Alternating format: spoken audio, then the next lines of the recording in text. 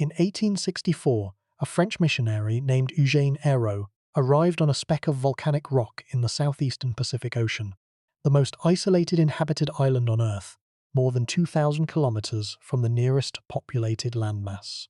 The island was called Rapa Nui by its inhabitants. Europeans called it Easter Island. Ayrault had come to convert the islanders to Christianity. He would stay for nearly a year, and during that year he would record an observation that would haunt the world of linguistics for the next century and a half. In a letter written to his superiors in Chile, Ayrault described seeing, in every household he visited, wooden tablets and staffs covered with small, densely packed figures, hieroglyphics or other characters, carved into the wood with obsidian flakes or shark teeth. The figures were arranged in neat rows, covering the surfaces of the tablets from edge to edge. Ayrault noted that the islanders seemed to regard the tablets with a mixture of reverence and indifference. They valued them but could not, or would not, explain what they said. He estimated that there were hundreds of these inscribed objects on the island. By the time the next European visitor thought to collect the tablets, most of them were gone, burned for firewood, used as fishing reels, destroyed in the catastrophic population collapse that reduced the island's inhabitants from a peak of perhaps 15,000 to barely 111 by 1877, taken by Peruvian slave raiders who abducted roughly 1,500 Rapa Nui in 1862 and 1863, killing most of them in the guano mines of the Chincha Islands. Among the dead were the island's last remaining literate elders, the Tangata Rongorongo, the specialists who could read the tablets. When the few survivors of the slave raids were finally repatriated to Rapa Nui, they brought with them smallpox and tuberculosis, which killed most of the remaining population. The tablets that Ayrault described, covered with the script that scholars would later call Rongorongo, were the written record of one of the most remarkable civilizations in human history. The Rapa Nui, the people who carved the colossal stone statues called Moai, who developed a complex stratified society on a tiny volcanic island in the middle of the largest ocean on Earth, and who, according to the most widely accepted interpretation of the evidence, independently invented writing. If this interpretation is correct, Rongorongo is one of only a handful of independent inventions of writing in all of human history, alongside Sumerian cuneiform, Chinese script, Mesoamerican glyphs, and possibly Egyptian hieroglyphs and the Indus Valley script. The invention of writing is among the rarest and most consequential intellectual achievements of the human species. And one of those achievements, perhaps the last independent invention of writing before the modern era, was destroyed almost completely within a single generation. The numbers are striking. Of the hundreds of inscribed objects that Ayrault described in 1864, only 26 survive today. They are scattered across museums in Santiago, Vienna, London, Washington, Honolulu, St. Petersburg, and several other cities. They contain a total of approximately 14,000 glyphs, a tiny corpus produced by a tiny population on a tiny island in a script that no living person can read. The last people who could read Rongorongo died in the 1860s and 70s, taking their knowledge to graves that are, in many cases, unmarked and unknown. By the end of tonight, you are going to understand what Rongorongo is, where it came from, what happened to the people who could read it, and why their script remains undeciphered, despite a century and a half of scholarly effort. You are going to confront a story that is not merely about the loss of a writing system, but about the destruction of a civilization, a destruction so rapid, so thorough, and so unnecessary that it stands as one of the most devastating episodes of cultural annihilation in modern history. The script that was not lost to the passage of millennia, like Linear A or the Indus Valley script. It was lost within living memory, destroyed not by the slow erosion of time, but by the deliberate violence of slavers, the negligence of missionaries, and the indifference of a world that did not notice until it was too late. Before we get started, if you find these mysteries as fascinating as we do, take a second to like the video or subscribe. It is a simple action, but it helps this channel reach more curious minds like yours. Now, let us begin. To understand Rongorongo, you must first understand the island, because the script did not emerge in a vacuum. It emerged on a piece of land so remote, so small, and so improbable as a cradle of civilization that its very existence challenges assumptions about what is necessary for complex culture to develop. Rapa Nui is a volcanic island in the southeastern Pacific, roughly 164 square kilometers in area, about the size of a mid-sized city. It lies at 27 degrees south latitude, 109 degrees west longitude, approximately 3,700 kilometers from the coast of Chile and 2,075 kilometers from the nearest inhabited island, Pitcairn. It is by any measure the most geographically isolated permanent settlement in human history. The nearest continent is South America. The nearest significant landmass in any direction is thousands of kilometers away. The island sits alone in the Pacific like a period at the end of an unfinished sentence. The isolation of Rapa Nui cannot be overstated, because it is the single most important factor in understanding the civilization that developed there. The Rapa Nui were not merely remote, they were alone. From the time of initial settlement until European contact in 1722, a span of roughly 500 to 1,000 years, the Rapa Nui had no confirmed contact with any other human society. No trade, no diplomacy, no warfare with neighboring peoples, no exchange of ideas, technologies, or genetic material. For centuries, the Rapa Nui lived in what the anthropologist Patrick Kirch has called the most extreme case of isolation in the whole of human history. This isolation meant that everything the Rapa Nui achieved, every technology, every institution, every cultural practice, every intellectual accomplishment, was developed from their own resources, on their own initiative, without any external influence or assistance. The Moai were not inspired by the monumental statues of Egypt or Mesopotamia. The Rapa Nui had never heard of Egypt or Mesopotamia. The social hierarchy that organized the island's population was not modeled on any foreign example. The Rapa Nui had no foreign examples. The writing system, if it was independently invented, was not influenced by any encounter with literacy in another culture. The Rapa Nui had no encounter with literacy. This is what makes Rongorongo so extraordinary. If it is an independent invention, and the evidence, on balance, supports this interpretation, then it represents the spontaneous emergence of one of the rarest technologies in human history in the most isolated community in the world. The human capacity for abstract symbolic thought, which is the cognitive foundation of writing, expressed itself on a tiny volcanic island in the middle of the Pacific Ocean, without any stimulus from any other literate civilization, purely through the internal dynamics of a small, isolated, self-contained society. The implications are profound.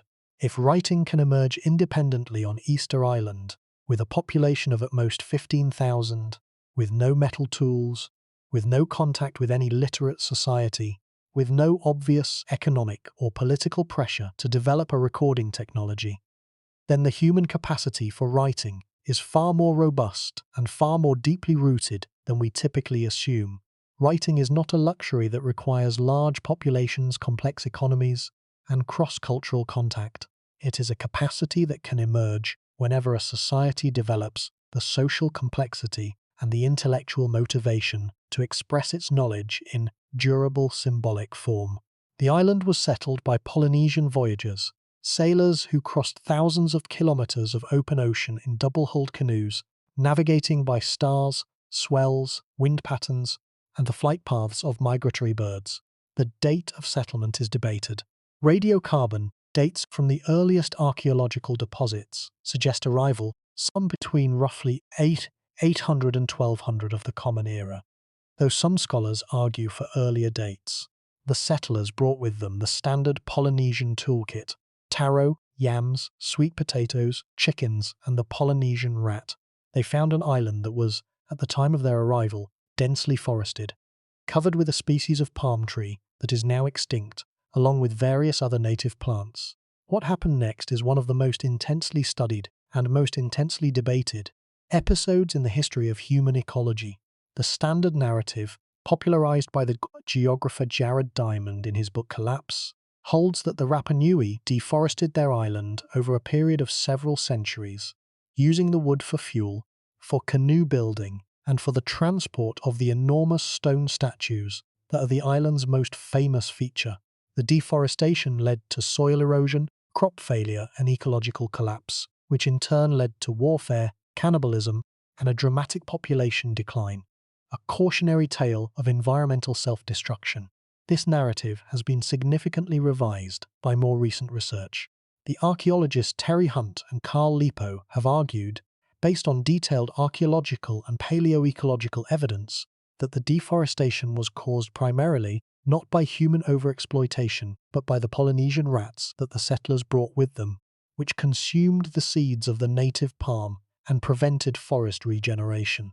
Hunt and Lipo further argue that the Rapa Nui adapted to the deforestation with remarkable ingenuity, developing sophisticated agricultural techniques, including stone mulch gardens that conserved moisture and enriched the soil, that allowed them to maintain a stable population on a deforested island for centuries. In their view, the Rapa Nui were not reckless destroyers of their environment, but innovative managers who successfully adapted to ecological change. The debate is ongoing, and the truth almost certainly lies somewhere between the two narratives. What is increasingly clear, however, is that the Rapa Nui civilization at its peak was far more sophisticated than early European observers recognized. The Moai, which the Europeans saw as evidence of a primitive obsession with idol worship, were in fact the products of a complex political and religious system in which monumental art served as the physical expression of clan identity, ancestral authority, and spiritual power. Each Moai was carved to honor a specific ancestor and was erected on the Ahu, the ceremonial platform, of the clan that claimed descent from that ancestor. The Moai were not objects of worship in the European sense. They were embodiments of mana, the Polynesian concept of spiritual power, and their presence on the Ahu channeled that power to benefit the living community. The carving, transport, and erection of a Moai was a massive communal undertaking that required the coordination of hundreds of workers over months or years. The logistics involved quarrying the stone at the Rongorongo quarry, shaping it into a roughly humanoid form, transporting it across the island's rugged terrain, and raising it onto a stone platform, demanded sophisticated project management, engineering knowledge, and a social organization. The fact that the Rapa Nui accomplished this without metal tools, without the wheel, and without draft animals is a testament to the depth of their practical knowledge and the effectiveness of their social structures. The society that produced the Moai was hierarchically organized, with a paramount chief, the Ariki Mau, at the apex, followed by clan chiefs, priests, warriors, and commoners. Land was divided among approximately 10 to 12 clan territories, each with its own Ahu and its own Moai. Competition between clans, expressed through the construction of ever larger moai, appears to have been a driving force in the island's cultural development. The script, if it existed during the period of Moai construction, may have played a role in this competitive dynamic, as a technology of prestige, a marker of elite status, and a medium for recording the genealogies and mythologies that legitimized chiefly authority. But what is not in dispute is the remarkable cultural achievement of the Rapa Nui. On an island of 164 square kilometers, with no metal, no pottery wheel, no draft animals, and no contact with any other civilization for roughly 500 years, the Rapa Nui developed a complex, hierarchically organized society that produced some of the most extraordinary monumental art in human history. The Moai, the colossal stone statues that are the island's defining feature, number nearly 900, ranging in height from roughly 1 meter to over 10 meters, with the largest unfinished statue in the quarry at Rongorongo measuring approximately 21 meters. They were carved from compressed volcanic ash using stone tools, transported across the island by methods that remain debated. Some researchers favor a rolling technique using logs, others a walking technique in which the statues were rocked forward on their bases using ropes and erected on stone platforms called Ahu that served as the ceremonial centers of the island's various clan territories. The Moai are astonishing, but they are not the most astonishing thing the Rapa Nui produced. The most astonishing thing is the writing. To appreciate why Rongorongo is so extraordinary, you need to understand what it means for a civilization to invent writing independently. writing has been invented from scratch, without influence from any pre-existing script, perhaps only 4 or 5 times in all of human history. In Mesopotamia, around 3400 before the Common Era. In China, around 1300 before the Common Era, though some scholars argue for an earlier date. In Mesoamerica, by the Olmec or the Zapotec, perhaps around 600 before the Common Era. Possibly in Egypt, around 3200 before the Common Era, though the relationship between early Egyptian writing and Mesopotamian proto-cuneiform is debated, and possibly on Easter Island. Every other writing system in the world is derived from one of these independent inventions. The Greek alphabet descends from Phoenician, which descends from Proto-Sinaitic, which descends from Egyptian. The Arabic script descends from the same Phoenician root through a different branch. The Latin alphabet that you are reading now is a direct descendant of the Greek alphabet, which is a descendant of Phoenician, which traces its ancestry back over 5,000 years to the earliest experiments in symbolic notation in the ancient Near East. The entire literate world is connected by a web of scribal descent that leads back to a tiny number of original inventions. If Rongorongo is an independent invention, if the Rapa Nui developed writing without any contact with or knowledge of any other writing system, then it is the most recent, the most isolated, and in many ways the most remarkable of all the independent inventions of writing. It occurred on the most remote inhabited island in the world, in a society with no metal tools, no contact with any literate civilization, and a total population of at most 15,000 people. The improbability of the achievement is almost overwhelming, and the loss of the knowledge required to read it is correspondingly devastating. The question of independent invention versus external influence is one of the most contentious issues in Rongorongo scholarship. The primary alternative to independent invention is the theory that Rongorongo was inspired by European writing. Specifically, that the Rapa Nui developed their script after seeing the written document that the Spanish explorer Felipe González de Haido presented to island chiefs during a brief visit in 1770. González had the chiefs sign an annexation document, or rather, place marks on it, and some scholars have proposed that this encounter with European writing inspired the Rapa Nui to develop their own script. This hypothesis, sometimes called the stimulus diffusion theory, is not without merit. It is known that some non-literate peoples have developed writing systems after encountering literacy in other cultures. The Cherokee syllabary, invented by Sequoyah in the early 19th century, is the most famous example. Sequoyah was inspired by the concept of written language, which he encountered through contact with English-speaking Americans, and he created a syllabary for Cherokee without borrowing any English letters or sound values. If the Rapa Nui did something similar after encountering Gonzalez's document, then Rongorongo is not an independent invention but a case of stimulus diffusion, the invention of a script inspired by the concept of writing but not derived from any specific script. The evidence does not decisively favour either interpretation. The dating of the earliest Rongorongo tablets is uncertain. If the script predates Gonzalez's visit in 1770, then the stimulus diffusion theory is refuted and independent invention is confirmed. If the script postdates 1770, then stimulus diffusion remains possible. Radiocarbon dating of the wood on which the tablets are carved has produced dates ranging from the 15th to the 19th century. But these dates reflect the age of the wood, not the age of the carving. A tablet carved in 1800 on a piece of wood from a tree that fell in 1500 would yield a radiocarbon date of 1500. The dates are, for the purpose of establishing when the script was created, essentially useless. The debate remains unresolved. The majority of specialist scholars lean toward independent invention, based on the script's unique features, particularly the reverse boustrophedon writing direction, which has no parallel in any European or other known script, and which is unlikely to have been inspired by a brief encounter with a European document. But the minority position, stimulus diffusion, has able defenders, and the evidence is insufficient to settle the question definitively. Rongorongo.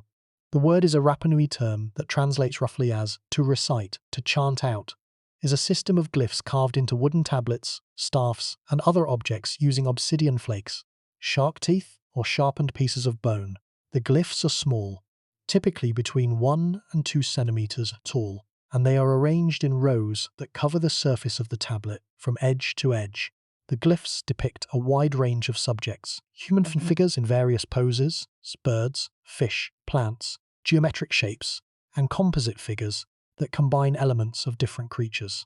The carving is precise and consistent, indicating a high degree of skill and a standardized set of conventions. The most distinctive feature of Rongorongo is its writing direction.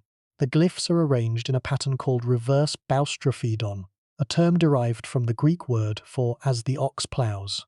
In standard boustrophedon, the text alternates direction from line to line, left to right on one line, right to left on the next. In reverse boustrophedon, each alternate line is also inverted, rotated 180 degrees, so that the glyphs appear upside down relative to the line above. To read a Rongorongo text, the reader must turn the tablet 180 degrees at the end of each line, so that the next line appears right side up. This system is unique in the history of writing. No other known script uses reverse boustrophedon. The question that has consumed scholars for over a century is whether Rongorongo is a true writing system, a system capable of recording the sounds or words of a language, or something else. A mnemonic device, a set of symbols used to prompt the memory of a trained reciter, or a decorative system of emblems with no linguistic content. The distinction matters enormously. If Rongorongo is true writing, then the Rapa Nui independently invented one of the rarest technologies in human history on the most isolated island in the world, with no contact with any literate civilization. This would be an intellectual achievement of the highest order, comparable to the independent inventions of writing in Mesopotamia, China, and Mesoamerica.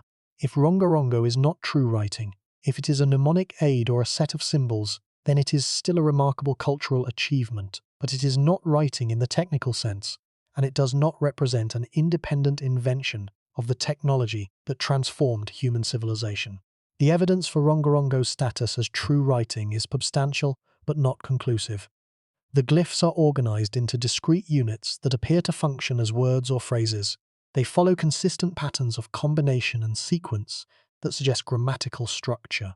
They contain what appear to be logograms, signs that represent specific words or concepts, alongside signs that may represent syllables or phonetic units. The total number of distinct glyphs has been estimated at between 120 and several hundred, depending on how variants are counted, a number that is consistent with a mixed logographic syllabic system, similar in principle to Egyptian hieroglyphs or Mayan glyphs. The surviving tablets themselves are objects of extraordinary beauty and craftsmanship. They are made from various types of wood, some from local Rapa Nui species, others from driftwood that floated to the island's shores from distant lands. The glyphs are carved with a precision and delicacy that speaks of long practice and high skill. The lines are shallow but clean. The figures are small but detailed. Individual birds can be distinguished by species. Human figures display distinct postures and attributes. Fish are rendered with recognizable anatomical features. The carving was done with tools of volcanic glass, obsidian, the same material from which the Rapa Nui made their most effective cutting implements. Obsidian is extremely sharp, sharper than steel at the molecular level, but also extremely brittle. Carving detailed glyphs into hard wood with obsidian tools required not just skill but patience, concentration, and an intimate familiarity with both the tool and the medium. The process of carving a Rongorongo tablet was, by all accounts, a laborious and time-consuming undertaking. Each glyph required multiple careful incisions. The outline of the figure, the internal details, the background lines that separated the glyphs from one another. A single tablet containing several hundred glyphs might represent days or weeks of sustained work by a skilled carver. The carvers worked by the light of fires or oil lamps, using obsidian flakes that had to be frequently replaced as they dulled or chipped. The physical demands of the work were considerable, maintaining the fine motor control required for detailed carving over extended periods. while using a tool material that offered no margin for error. A slip of the obsidian blade could ruin a glyph and potentially damage the surrounding area of the tablet. The precision of the surviving inscriptions speaks to the extraordinary skill of the carvers and to the importance that the Rapa Nui placed on the quality of the finished product. The practice of reading the tablets was itself a performance, a ritual act that combined visual reading with vocal chanting. According to the ethnographic accounts collected by Routledge and by earlier observers, the Tangata Rongorongo held the tablet in both hands, oriented it so that the bottom line of text was right side up, and read from left to right along that line. At the end of the line, the reader turned the tablet 180 degrees, bringing the next line, which had been upside down relative to the first, into the reading position. The reader then read this line from left to right and turned tablet again at the end.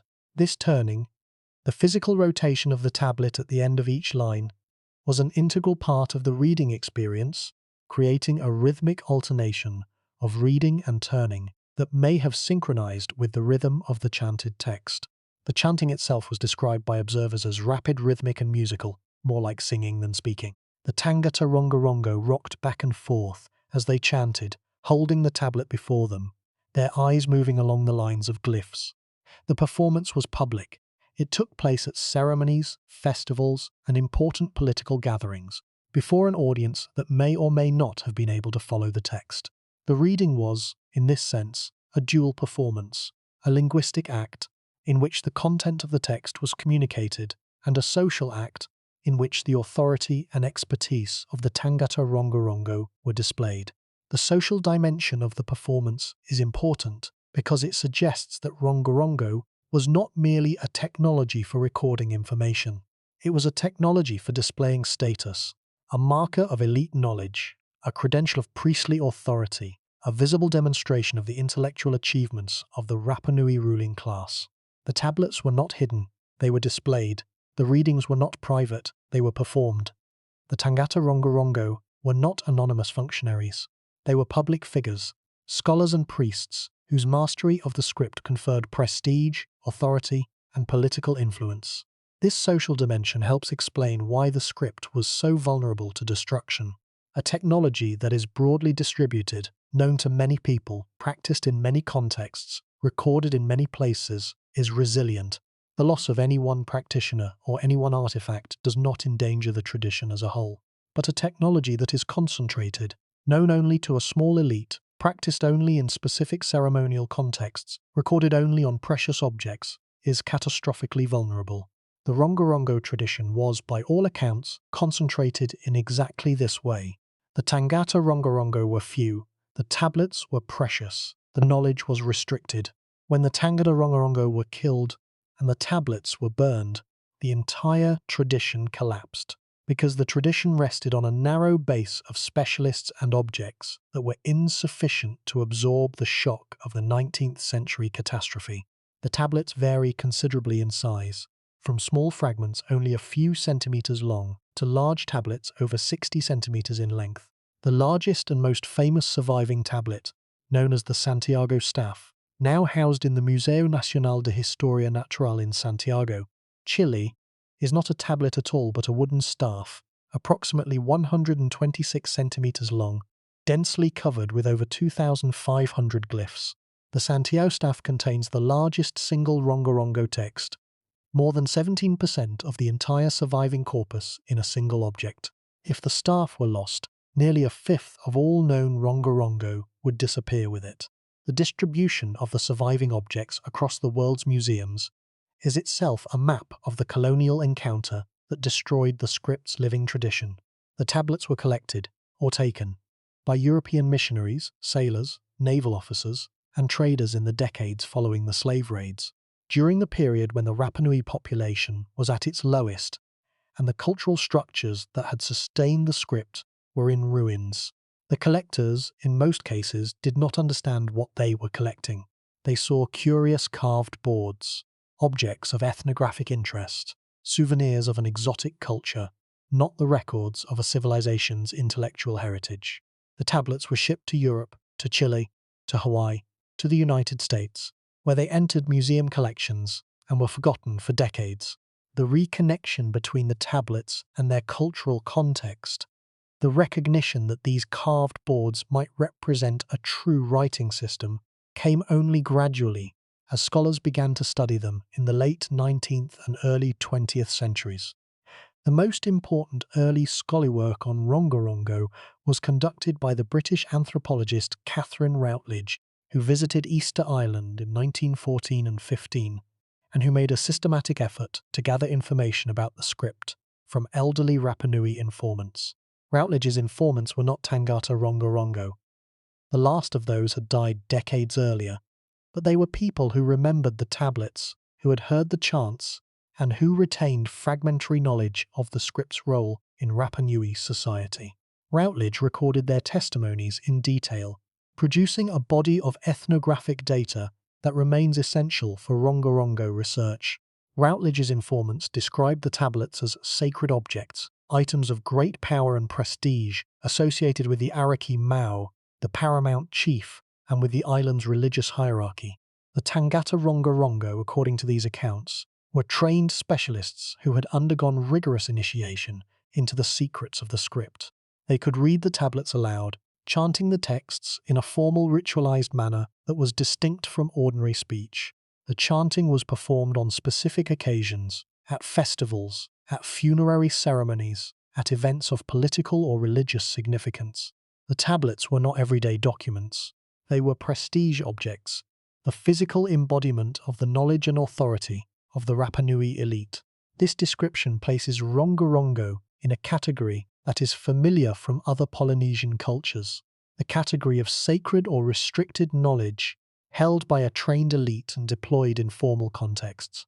Many Polynesian societies maintained complex systems of oral literature, genealogies, cosmogonic myths, ritual chants that were the exclusive property of priestly specialists and that were transmitted through rigorous programs of memorized instruction.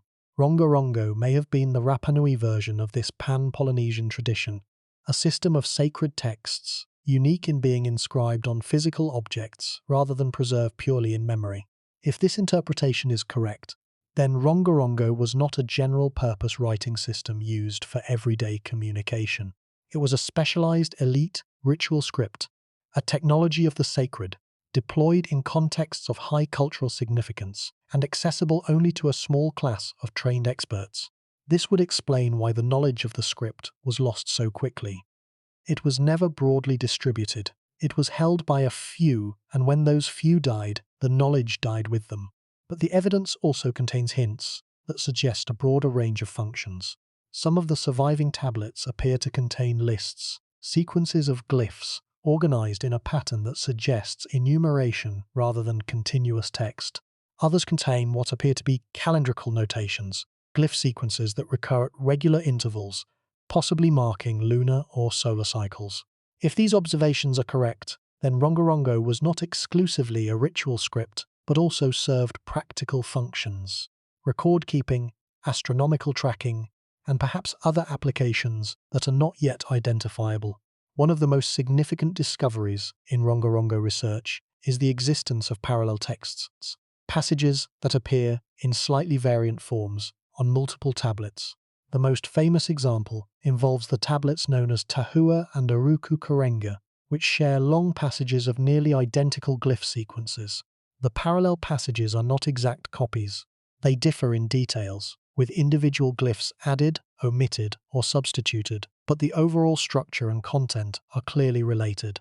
This parallelism has been compared to the phenomenon of variant manuscript traditions in European literature, where the same text exists in multiple copies that differ in small details due to scribal errors, deliberate revisions, or regional variations.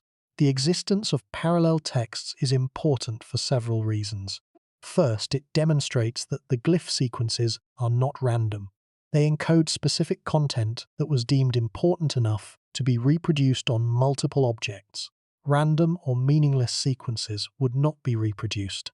Second, the small variations between parallel passages may provide clues to the writing system structure. By comparing the variants, scholars can identify which glyphs are interchangeable, and therefore may have similar meanings or sounds, and which are not. Third, the parallel texts suggest that the tablet tradition involved copying, that new tablets were produced by scribes who had access to older tablets, and who reproduced their content with varying degrees of fidelity.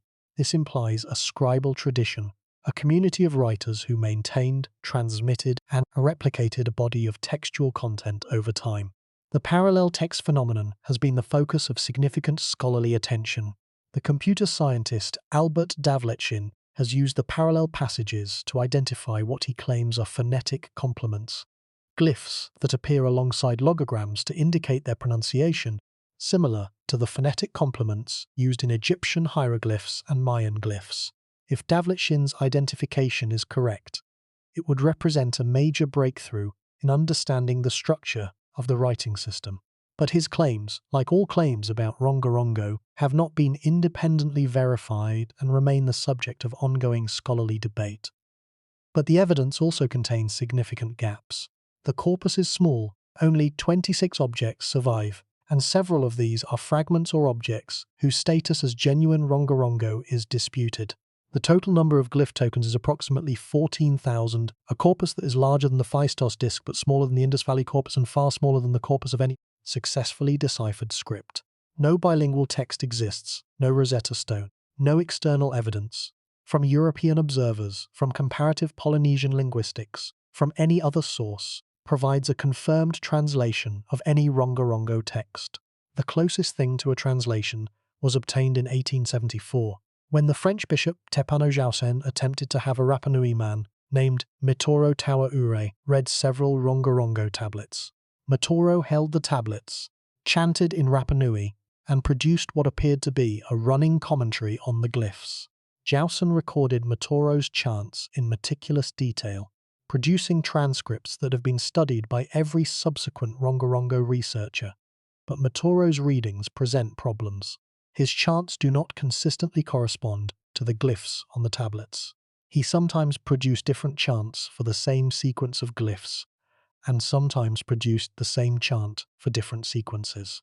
His readings appear to be descriptions of individual glyphs, man standing, bird flying, two fish, rather than readings of the linguistic content encoded by the glyphs.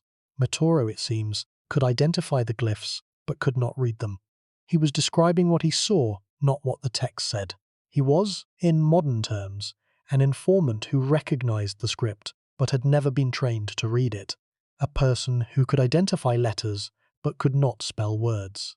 This distinction between recognizing a script and reading a script is critical to understanding the loss of Rongorongo. The knowledge required to read Rongorongo was specialized, held by a small elite of trained experts, the Tangata Rongorongo, who underwent rigorous training to learn the script and its associated chants. This training was conducted in secret, within the context of the island's religious and political hierarchy. The Tangata Rongorongo were not common scribes. They were priests, scholars, and keepers of sacred knowledge. Their expertise was not widely shared. When they died, killed by slave raids, by disease, by the collapse of the social structures that had sustained their role, the knowledge died with them. The last confirmed Tangata Rongorongo died in the 1860s. With them died the only living connection between the Rongorongo glyphs and the language they recorded. Mitoro, who provided the readings for Jausen in 1874, was not a Tangata Rongorongo. He was a man who had seen the tablets and had some familiarity with the glyphs, but who had not been trained in the full reading system. His testimony is valuable. It is the closest thing to a reading that the modern world possesses, but it is not a decipherment. It is the echo of a knowledge that was already dead. The destruction that produced this silence was not ancient. It was modern. It occurred within the lifetime of people who were alive, when the first photograph was taken, when the first telegraph was sent, when Charles Darwin published On the Origin of Species. The knowledge of Rongorongo was destroyed not by the slow erosion of millennia, but by the concentrated violence of a single generation. The generation that saw the Peruvian slave raids, the introduction of European diseases, and the collapse of the Rapa Nui population from thousands to dozens. The destruction was not inevitable. It was not natural. It was inflicted by human beings, on human beings, for reasons of profit and indifference, and the consequence, the permanent silencing of a unique writing system, the irreversible loss of the last independent invention of writing, is a wound in the record of human civilization that can never be healed. The core problem of Rongorongo is not merely that the script cannot be read, it is that the conditions that might have made it readable were systematically destroyed during a period of catastrophic violence and cultural collapse. A destruction so thorough that it did not merely silence the script, but annihilated the entire cultural framework within which the script had meaning. To understand the depth of this destruction, consider what a decipherer normally has to work with. When Michael Ventris deciphered Linear B, he had a large corpus of tablets, thousands of inscriptions from multiple sites, providing a rich statistical dataset. He had the knowledge that the script was used for administrative purposes, which constrained the range of likely contents. He had Alice Kober's structural analysis, which had identified inflectional patterns in the text, and he had a correct guess about the underlying language, Greek, which he could test against the data. The Rongorongo decipherer has almost none of this. The corpus is small, 26 objects, approximately 14,000 glyph tokens. The purpose of the texts is unknown. They might be religious chants, genealogies, astronomical calendars, or something else entirely. No structural analysis has produced results comparable to Kober's triplets. The underlying language, Rapa Nui, the Polynesian language of Easter Island, is known and can be studied, but the relationship between the glyphs and the language has not been established. The glyphs cannot be matched to specific Rapa Nui words because no confirmed reading of any glyph exists. The language question is, in principle, the one advantage that Rongorongo scholarship has over the study of scripts like Linear A or the Indus Valley script. The Rapa Nui language survives.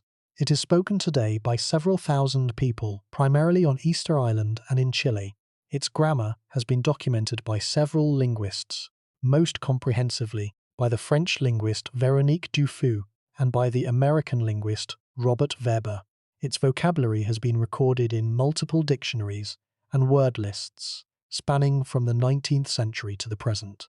If Rongorongo records the Rapa Nui language, as most scholars assume, then the language side of the decipherment equation is, in theory, solved. The script is unknown, but the language is known. This is the inverse of the Linear B situation, where the script was partially understood, but the language was the puzzle. But this theoretical advantage is significantly diminished by several practical complications. First, the Rapa Nui language of today is not the Rapa Nui language of the period when the tablets were carved. Languages change over time, and several centuries of change, compounded by the catastrophic population bottleneck of the 19th century, which reduced the number of speakers to a few dozen and disrupted normal patterns of language transmission, may have altered the language significantly. The bottleneck was particularly damaging because it eliminated the older, more conservative speakers who would have preserved archaic vocabulary and grammatical forms. The modern language is the product of reconstruction, a language rebuilt from the speech of the small number of survivors, influenced by contact with Chilean Spanish and shaped by the unique circumstances of a community rebuilding itself from near-total destruction. The relationship between modern Rapa Nui and the Rapa Nui of the tablet carving era is uncertain. Second, there is no guarantee that Rongorongo records the Rapa Nui language at all.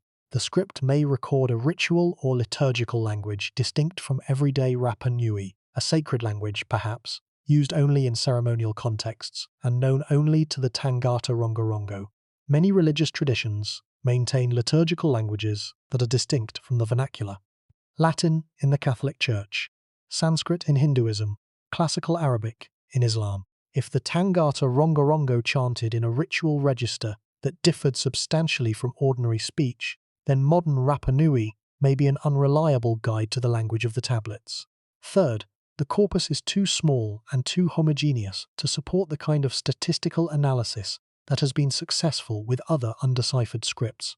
The 14,000 glyph tokens are distributed across 26 objects, and several of these objects contain texts that are highly similar, in some cases nearly identical to texts on other objects. This repetition reduces the effective size of the corpus. The unique content, the portion of the corpus that is not duplicated across multiple objects, is significantly smaller than the total glyph count suggests. Working with the unique content alone, the decipherer has even less material than the raw numbers imply. The distribution of glyphs across the surviving tablets is also highly uneven. The Santiago staff alone contains over 2,500 glyphs, more than 17% of the entire corpus in a single object.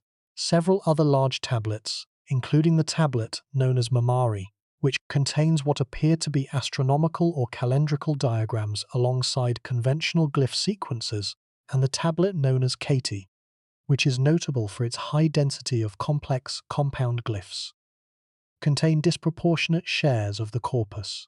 At the other end of the spectrum, several surviving objects are small fragments containing only a few dozen glyphs each, and their contribution to the analytical pool is minimal. The unevenness of the distribution means that the loss or discovery of a single large tablet could dramatically alter the corpus. If the Santiago staff were destroyed by fire, by flooding, by the simple deterioration of its aged wood, the corpus would lose nearly a fifth of its total content. Conversely, if a large undiscovered tablet were found in a museum storeroom, in an unexcavated deposit on Easter Island, or in a private collection, the corpus could increase substantially overnight. The fragility of the corpus is both a source of anxiety and a source of hope. Anxiety because the existing tablets are irreplaceable, hope because the possibility of new discoveries cannot be excluded. In fact, there have been periodic reports of additional Rongorongo objects turning up in unexpected places.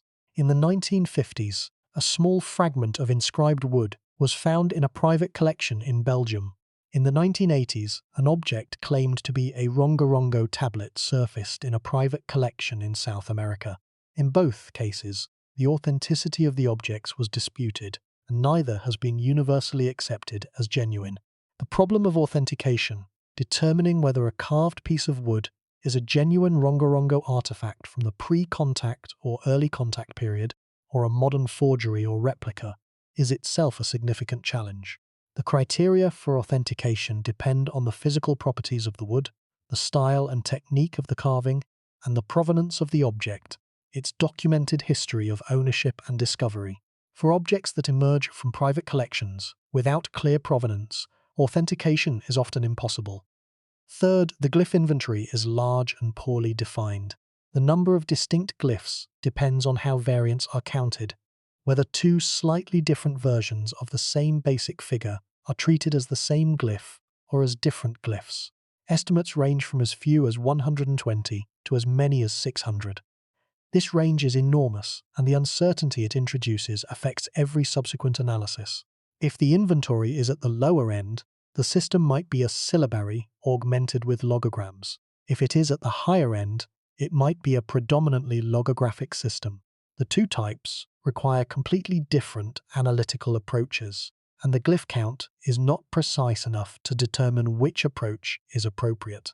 Fourth, and this is the most devastating obstacle of all, the cultural context that would constrain the interpretation of the texts has been largely destroyed. The Tangata Rongorongo are dead. The social structures in which they operated have been dismantled. The religious practices with which the tablets were associated have been suppressed, first by Christian missionaries, and then by the broader forces of colonization and cultural assimilation. The oral traditions that might have preserved information about the content and function of the tablets have been disrupted by the population collapse and the cultural upheaval that followed.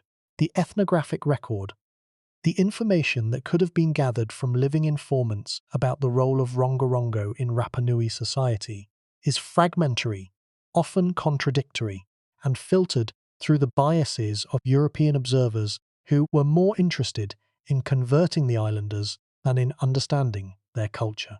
Catherine Routledge's expedition to Easter Island in 1914 and 15 represents the last significant opportunity to gather information about Rongorongo from people who had any direct connection to the living tradition. By the time of her visit, the population had partially recovered. it had grown to roughly 250.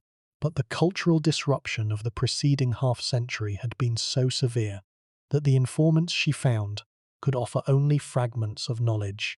Some remembered seeing tablets as children. Some remembered hearing the Tangata Rongorongo chant. Some could describe the context in which the tablets were used, the festivals, the ceremonies, the occasions of political and religious significance. But none could read the script. None could explain the relationship between specific glyphs and specific words. None could provide the kind of detailed, systematic information that would have been needed to support a decipherment. Routledge's notebooks, which were not published in full until decades after her death, and which are now held in the archives of the Royal Geographical Society in London, contain poignant evidence of the informant's own awareness of the loss. One elderly man, asked about the tablets, reportedly replied, "The old men knew, we do not know." Another said, "When the chiefs died, everything was lost." These are not the words of people who had chosen to forget. They are the words of people who had been forced to forget by the death of the knowledge holders, by the destruction of the social structures that had sustained knowledge transmission, by the sheer overwhelming catastrophe of a population collapse that left too few survivors to maintain the institutions on which their civilization depended. The destruction of this cultural context is the single most important factor in the undecipherability of Rongorongo. Scripts are not deciphered in isolation, they are deciphered in context, within a framework of knowledge about the culture that produced them, the purposes they served, and the language they recorded. When the context is rich, decipherment becomes possible, even with a small corpus. When the context is destroyed, decipherment becomes impossible, even with a large one. Rongorongo has a small corpus and a destroyed context. The combination is fatal. The Bishop Tepano Yaushan, who conducted the sessions with Metoro in 1874, understood the urgency of the situation. He was aware that the knowledge of Rongorongo was disappearing and that the window for recording it was closing rapidly. His sessions with Metoro represent the most sustained and most systematic attempt to extract information about Rongorongo from a living informant. Jausen recorded Metoro's chants in full, noted which tablet was being read, and attempted to match the chanted phrases to specific glyph sequences. The results were, as noted, disappointing. Metoro's chants appeared to describe the glyphs pictorially rather than reading them linguistically. When he saw a glyph depicting a bird, he chanted about a bird. When he saw a glyph depicting a fish, he chanted about a fish. He was reading the pictures, not the script. His performance suggests that he had some familiarity with the tablets. He had seen them. He had perhaps heard the Tangata Rongorongo recite from them, but that he had not been initiated into the full reading system. He knew the alphabet but not the words. He could identify the letters but could not spell. Metoro's performance is, in a painful sense, the most important document in the history of Rongorongo, not because of what it reveals, but because of what it fails to reveal. Metoro was the closest the modern world ever came to a living reader of the script. He was a Rapa Nui man, born on the island, raised into a culture where the tablets were still present and still revered. He had seen the Tangata Rongorongo at work. He had heard the chants. He possessed a degree of cultural knowledge that no subsequent informant could match. Knowledge of the social context, the ritual associations, and the visual vocabulary of the script, and he could not read it. If Metoro could not read the tablets, and his performance strongly suggests that he could not, then the reading knowledge had already been lost by 1874, barely a decade after the slave raids. The chain of transmission had been so decisively severed that even a culturally knowledgeable Rapa Nui adult, born before the catastrophe, lacked the specific training necessary to decode the glyphs. The reading of Rongorongo was not a general cultural skill, like speaking the language or recognizing the Moai. It was a specialist skill, confined to a small class of trained experts, and when those experts were removed from the population, the skill vanished instantly and completely. The knowledge did not decay, it did not fade, it snapped, like a cord cut with a blade, leaving no thread to be picked up, no fragment to be reconstructed, no whisper to be amplified. The Jiaoshan Matoro sessions have been reanalyzed multiple times by subsequent scholars, each hoping to extract more information from the transcripts than previous analysts had found. The German ethnologist Thomas Barthel, working in the 1950s, conducted the most thorough reanalysis, comparing Matoro's chants with the glyph sequences on the specific tablets he had been shown. Barthel found that Matoro's chants showed a weak but detectable correlation with the glyphs. Certain chanted phrases appeared more often when certain glyphs were visible, suggesting that Matoro was responding to the glyphs rather than chanting randomly. But the correlation was too weak and too inconsistent to support specific glyph identifications. The signal was there, it was buried in noise, and the noise-to-signal ratio was too high to extract reliable data. The linguist Stephen Roger Fisher, in his 1997 study, attempted a more aggressive extraction of data from the Matoro transcripts. Fisher argued that certain of Matoro's chanted phrases, particularly those involving paired figures and what Fisher interpreted as procreation formulae, reflected genuine content from the tablets rather than superficial glyph descriptions. Fisher's interpretation was creative, but as noted, was subjected to devastating criticism by other specialists. The gap between what Matoro chanted and what the tablets actually say, if the tablets say anything, remains as wide as ever. The Matoro transcripts are in the end a document of failure, the failure of the last opportunity to bridge the gap between the living tradition and the modern world. Matoro tried. Wowson tried. The moment was right. There was still a man alive who had been raised in the culture that produced the tablets, who had handled them, who had heard them read, but the specific knowledge, the specialist training, the initiatory learning, the years of practice under the guidance of a master, was already gone. The moment was right and the knowledge was already dead. By 1874, Rongorongo had been dead for roughly a decade. Matoro was chanting over a corpse, and it gets worse. Even Matoro's imperfect readings have been the subject of intense scholarly dispute. Some scholars argue that Matoro's chants do contain genuine linguistic content, that beneath the surface descriptions of glyphs, there are traces of the actual reading that a trained Tangata Rongorongo would have produced. Others argue that Matoro's chants are entirely descriptive, that they contain no linguistic information at all, and represent nothing more than a layman's attempt to make sense of signs he could not read. The debate cannot be resolved because there is no independent standard against which to measure Matoro's performance. The Tangata Rongorongo are dead. Their readings are lost. There is no correct answer against which to check Matoro's answer. The test has no key, but here is what makes this truly terrifying. The destruction of Rongorongo was not the work of centuries. It was the work of decades.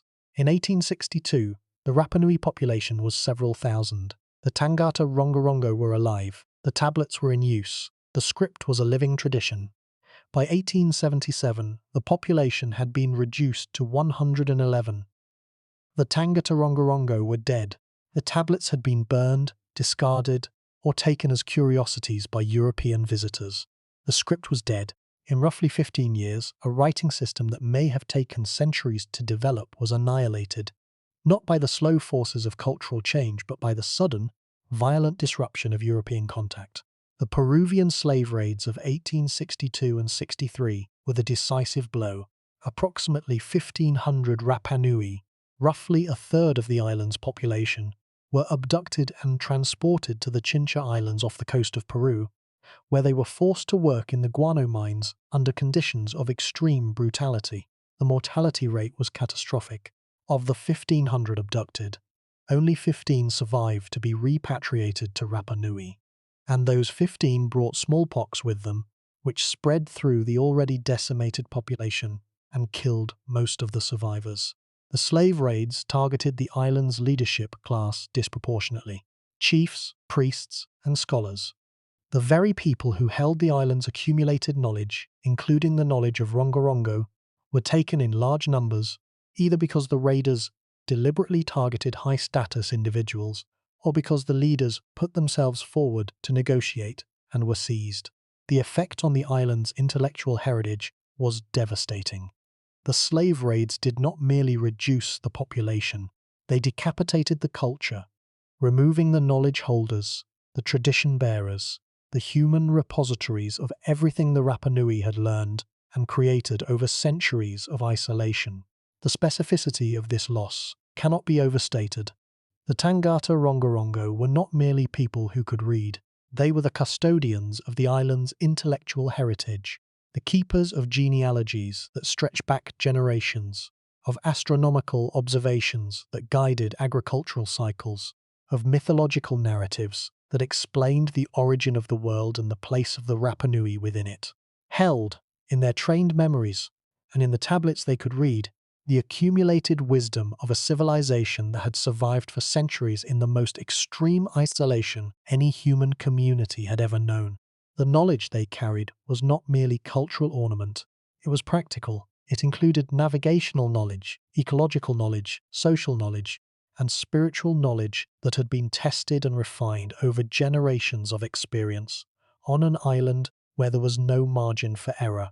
When the Tangata Rongorongo were taken to the guano mines, they took this knowledge with them. When they died, in the mines, from exhaustion and disease and brutality, the knowledge died with them. The loss was not gradual, it was instantaneous. One day the knowledge existed, carried in the minds of living human beings. The next day, or the next month, or the next year, as each captive succumbed, it ceased to exist. The tablets remained. The knowledge was gone. The marks on the wood became what they are today. Beautiful, precise, meaningless patterns, carved by hands that knew what they were writing, read by eyes that could never read them again. The scale of human suffering involved in this cultural destruction is often overlooked in academic discussions of Rongorongo, which tend to focus on the script as an intellectual puzzle rather than as the product of a human tragedy. But the two dimensions are inseparable. The script is undecipherable because the people who could read it were killed. The puzzle is unsolvable because the key was destroyed, not by accident, not by neglect, but by deliberate human violence. The Peruvian slavers who abducted the Tangata Rongorongo did not know they were destroying a writing system. They did not care. They wanted labour. The fact that the labour they extracted came at the cost of one of the rarest intellectual achievements in human history was, to them, irrelevant. The script was collateral damage, an incidental casualty of a crime that was committed for money, and that was, even by the standards of the 19th century, recognized as an atrocity.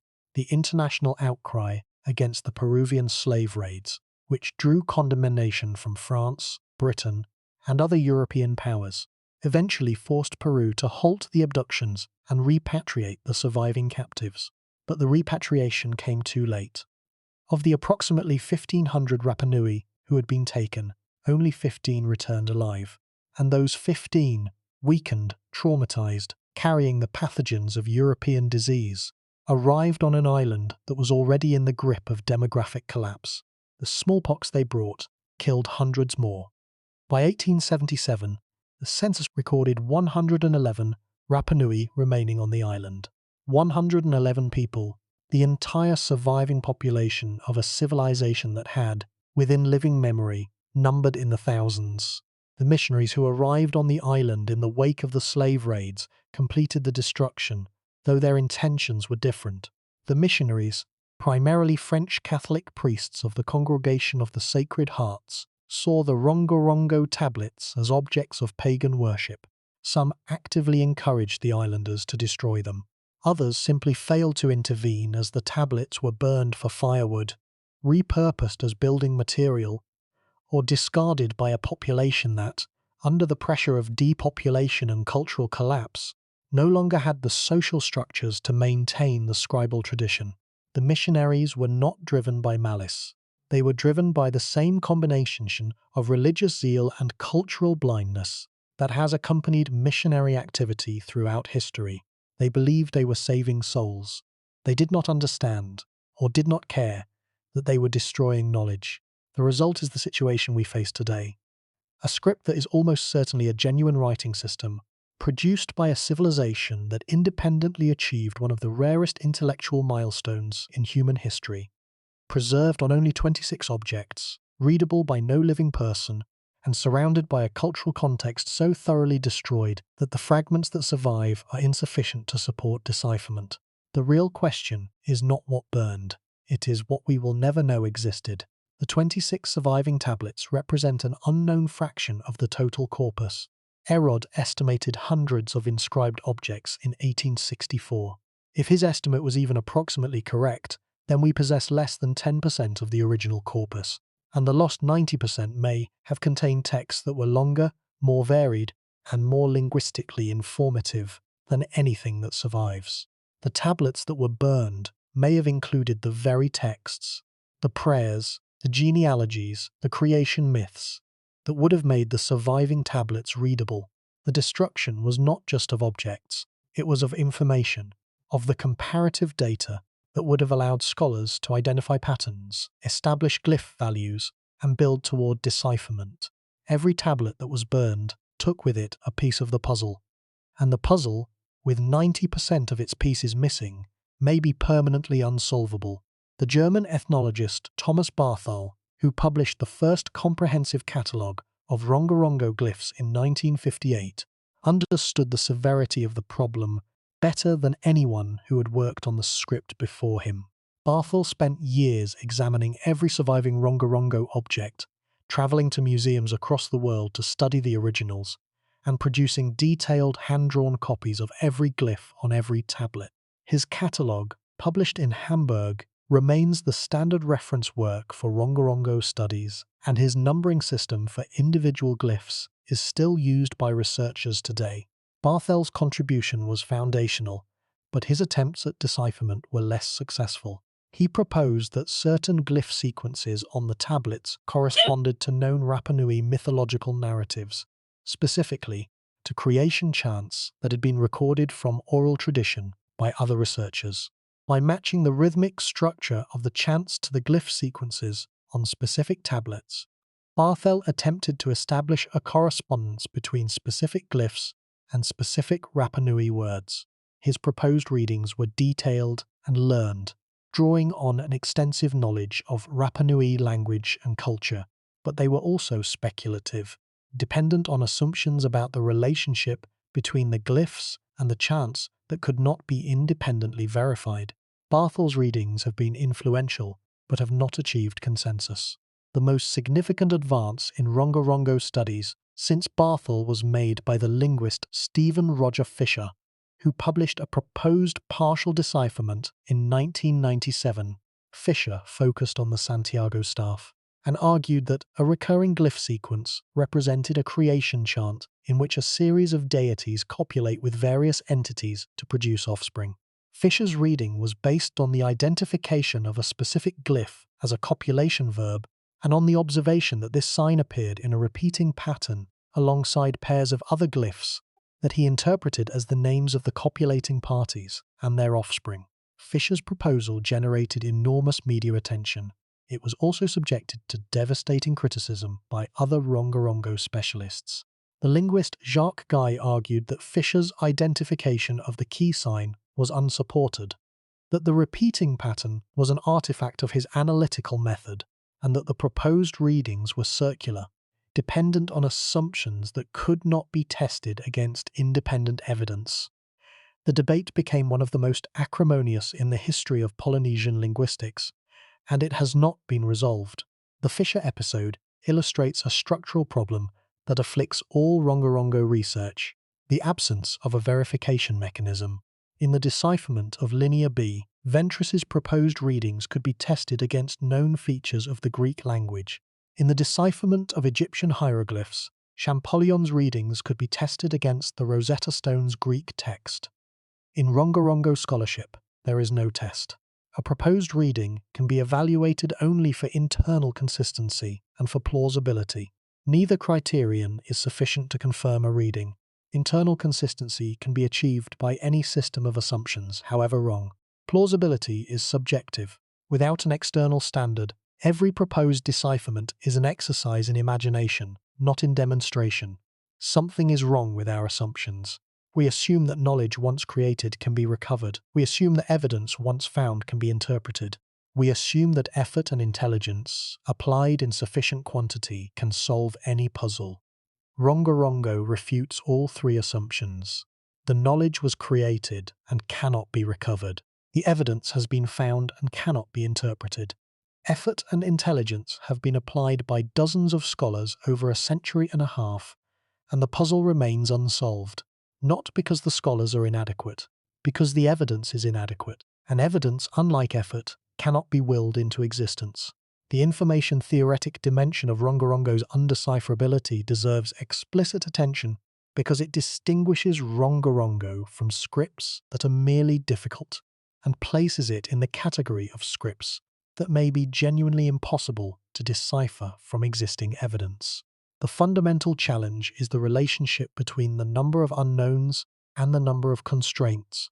In any decipherment problem, the unknowns are the values of the individual signs, the sounds or meanings that each sign represents.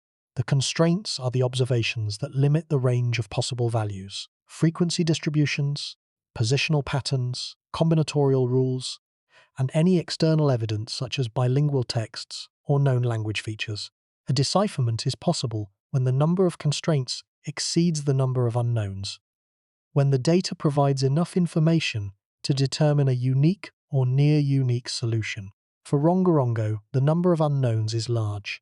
If the script has 120 distinct glyphs, a conservative estimate, then there are 120 unknown values to be determined.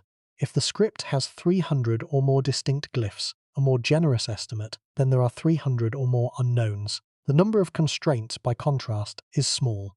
The corpus provides frequency data for each glyph, positional data for common glyphs, and combinatorial data for frequently co-occurring glyph pairs. These constraints are real but weak. They narrow the range of possible values for each glyph, but do not determine them uniquely. The system is, in mathematical terms, underdetermined. There are more unknowns than equations, and the solution is not unique. An underdetermined system does not have a solution. It has an infinite number of solutions.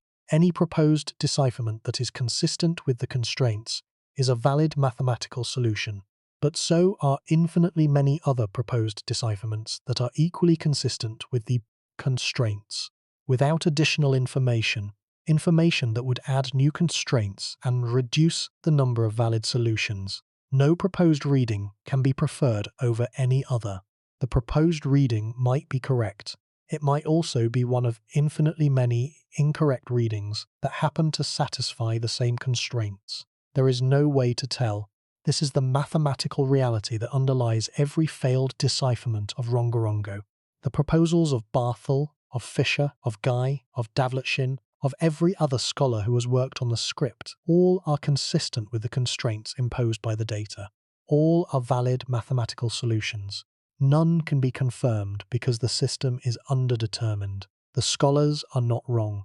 They are all simultaneously right and wrong, producing readings that satisfy the evidence and that cannot be verified, readings that are mathematically valid and empirically empty.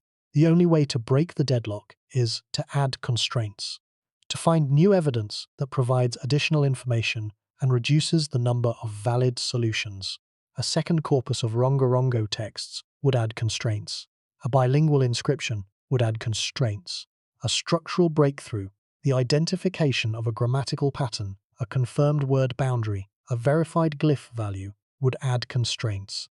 Any of these additions would transform the problem from underdetermined to determined, from insoluble to solvable. But none has been found, and the probability of finding them on the most isolated island in the world, over a century after the last knowledge holders died, is low and diminishing. The history of attempts to decode Rongorongo is shorter and more concentrated than the histories of other undeciphered scripts, because the modern study of the script began only in the mid-20th century, and because the number of specialist scholars who have worked on it is comparatively small. But within that compressed history, the same patterns emerge, the same cycle of hypothesis, apparent breakthrough, and subsequent refutation that characterizes every undeciphered script. What follows are 5 investigations into Rongorongo, each illuminating a different facet of the mystery. The first investigation is the attempt to establish the basic structure of the writing system, to determine whether Rongorongo is alphabetic, syllabic, logographic, or some combination. The number of distinct glyphs is the primary datum for this determination. An alphabet has roughly 20 to 35 signs. A syllabary has roughly 40 to 90. A logographic system has hundreds or thousands. A mixed system, combining logograms with phonetic signs, typically has between 100 and several hundred. The Rongorongo glyph inventory, depending on how variants are counted, falls in the range of 120 to several hundred, squarely in the mixed system range. The difficulty of establishing the glyph inventory is itself a significant obstacle. The Rongorongo glyphs are small, intricately carved, and highly variable in form. Two glyphs that look identical on one tablet may look subtly different on another, and the question of whether they are the same glyph or different glyphs depends on a judgment call that different scholars make differently. Barthel's 1958 catalogue identified approximately 120 basic glyph forms, each designated by a 3-digit number in his classification system. Subsequent researchers have identified additional forms, expanded Barthel's categories, and debated the boundaries between them. The current consensus, to the extent that there is one, recognizes between 150 and 200 basic glyph types, with an uncertain number of additional variant forms. The problem is compounded by the widespread use of compound glyphs, complex signs formed by combining two or more simpler elements into a single figure. A bird glyph might be combined with a human figure to produce a bird-headed human. A fish glyph might be combined with a geometric element to produce a modified fish. Are these compounds single glyphs with single values, or sequences of two glyphs written together? The answer determines the size of the glyph inventory, which in turn determines the type of writing system, which in turn determines the analytical approach. Get this wrong, and every subsequent step is built on a false foundation. The Russian-born linguist Nikolai Butinov and the Soviet scholar Yuri Knorozov, the same Knorozov who had achieved fame for his partial decipherment of the Maya script, published a joint analysis in 1956 arguing that Rongorongo was a mixed logographic phonetic system, similar in structure to Mayan glyphs. Knorozov's experience with Maya had given him a framework for analyzing mixed writing systems. He recognized in Rongorongo the same structural features that had been key to his Maya decipherment. Compound glyphs that combined semantic and phonetic elements, positional patterns that suggested grammatical structure, and a glyph inventory that was too large for a pure phonetic system and too small for a pure logographic one. Knorozov's analysis was influential, but was not accompanied by specific glyph identifications or proposed readings. He established a structural framework without populating it with content. His work demonstrated that Rongorongo could, in principle, be analyzed using the same methods that had succeeded with Maya, but the methods, when applied, did not produce results. Because the Rongorongo corpus was too small, the external evidence was too sparse, and the script was too isolated to support the kind of comparative analysis that had been decisive for Maya. The Maya decipherment, which is often cited as a model for how Rongorongo might be approached, is actually a cautionary tale about the differences between the two problems. The Maya script was deciphered through a combination of structural analysis, phonetic readings derived from colonial-era sources, and comparison with living Maya languages. Every one of these avenues is closed for Rongorongo. The colonial-era sources for Rongorongo, Mitoro's readings, Routledge's informant testimonies, are fragmentary and unreliable.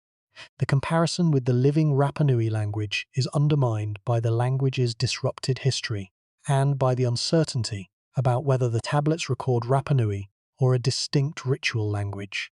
The structural analysis, while productive, cannot bridge the gap between structure and content without external data. The second investigation concerns the most promising lead in all of Rongorongo research, the lunar calendar hypothesis. In 1993, the linguist Jacques Guy identified a section of the tablet known as mammary that appeared to contain a lunar calendar. The mammary tablet, one of the larger and better preserved surviving tablets, contains a section that is visually distinct from the rest of the text. where most Rongorongo text consists of continuous lines of glyphs in reverse boustrophedon. The Moai calendar section is organized into a grid-like arrangement, with crescent-shaped glyphs of varying orientations occupying prominent positions in each cell of the grid.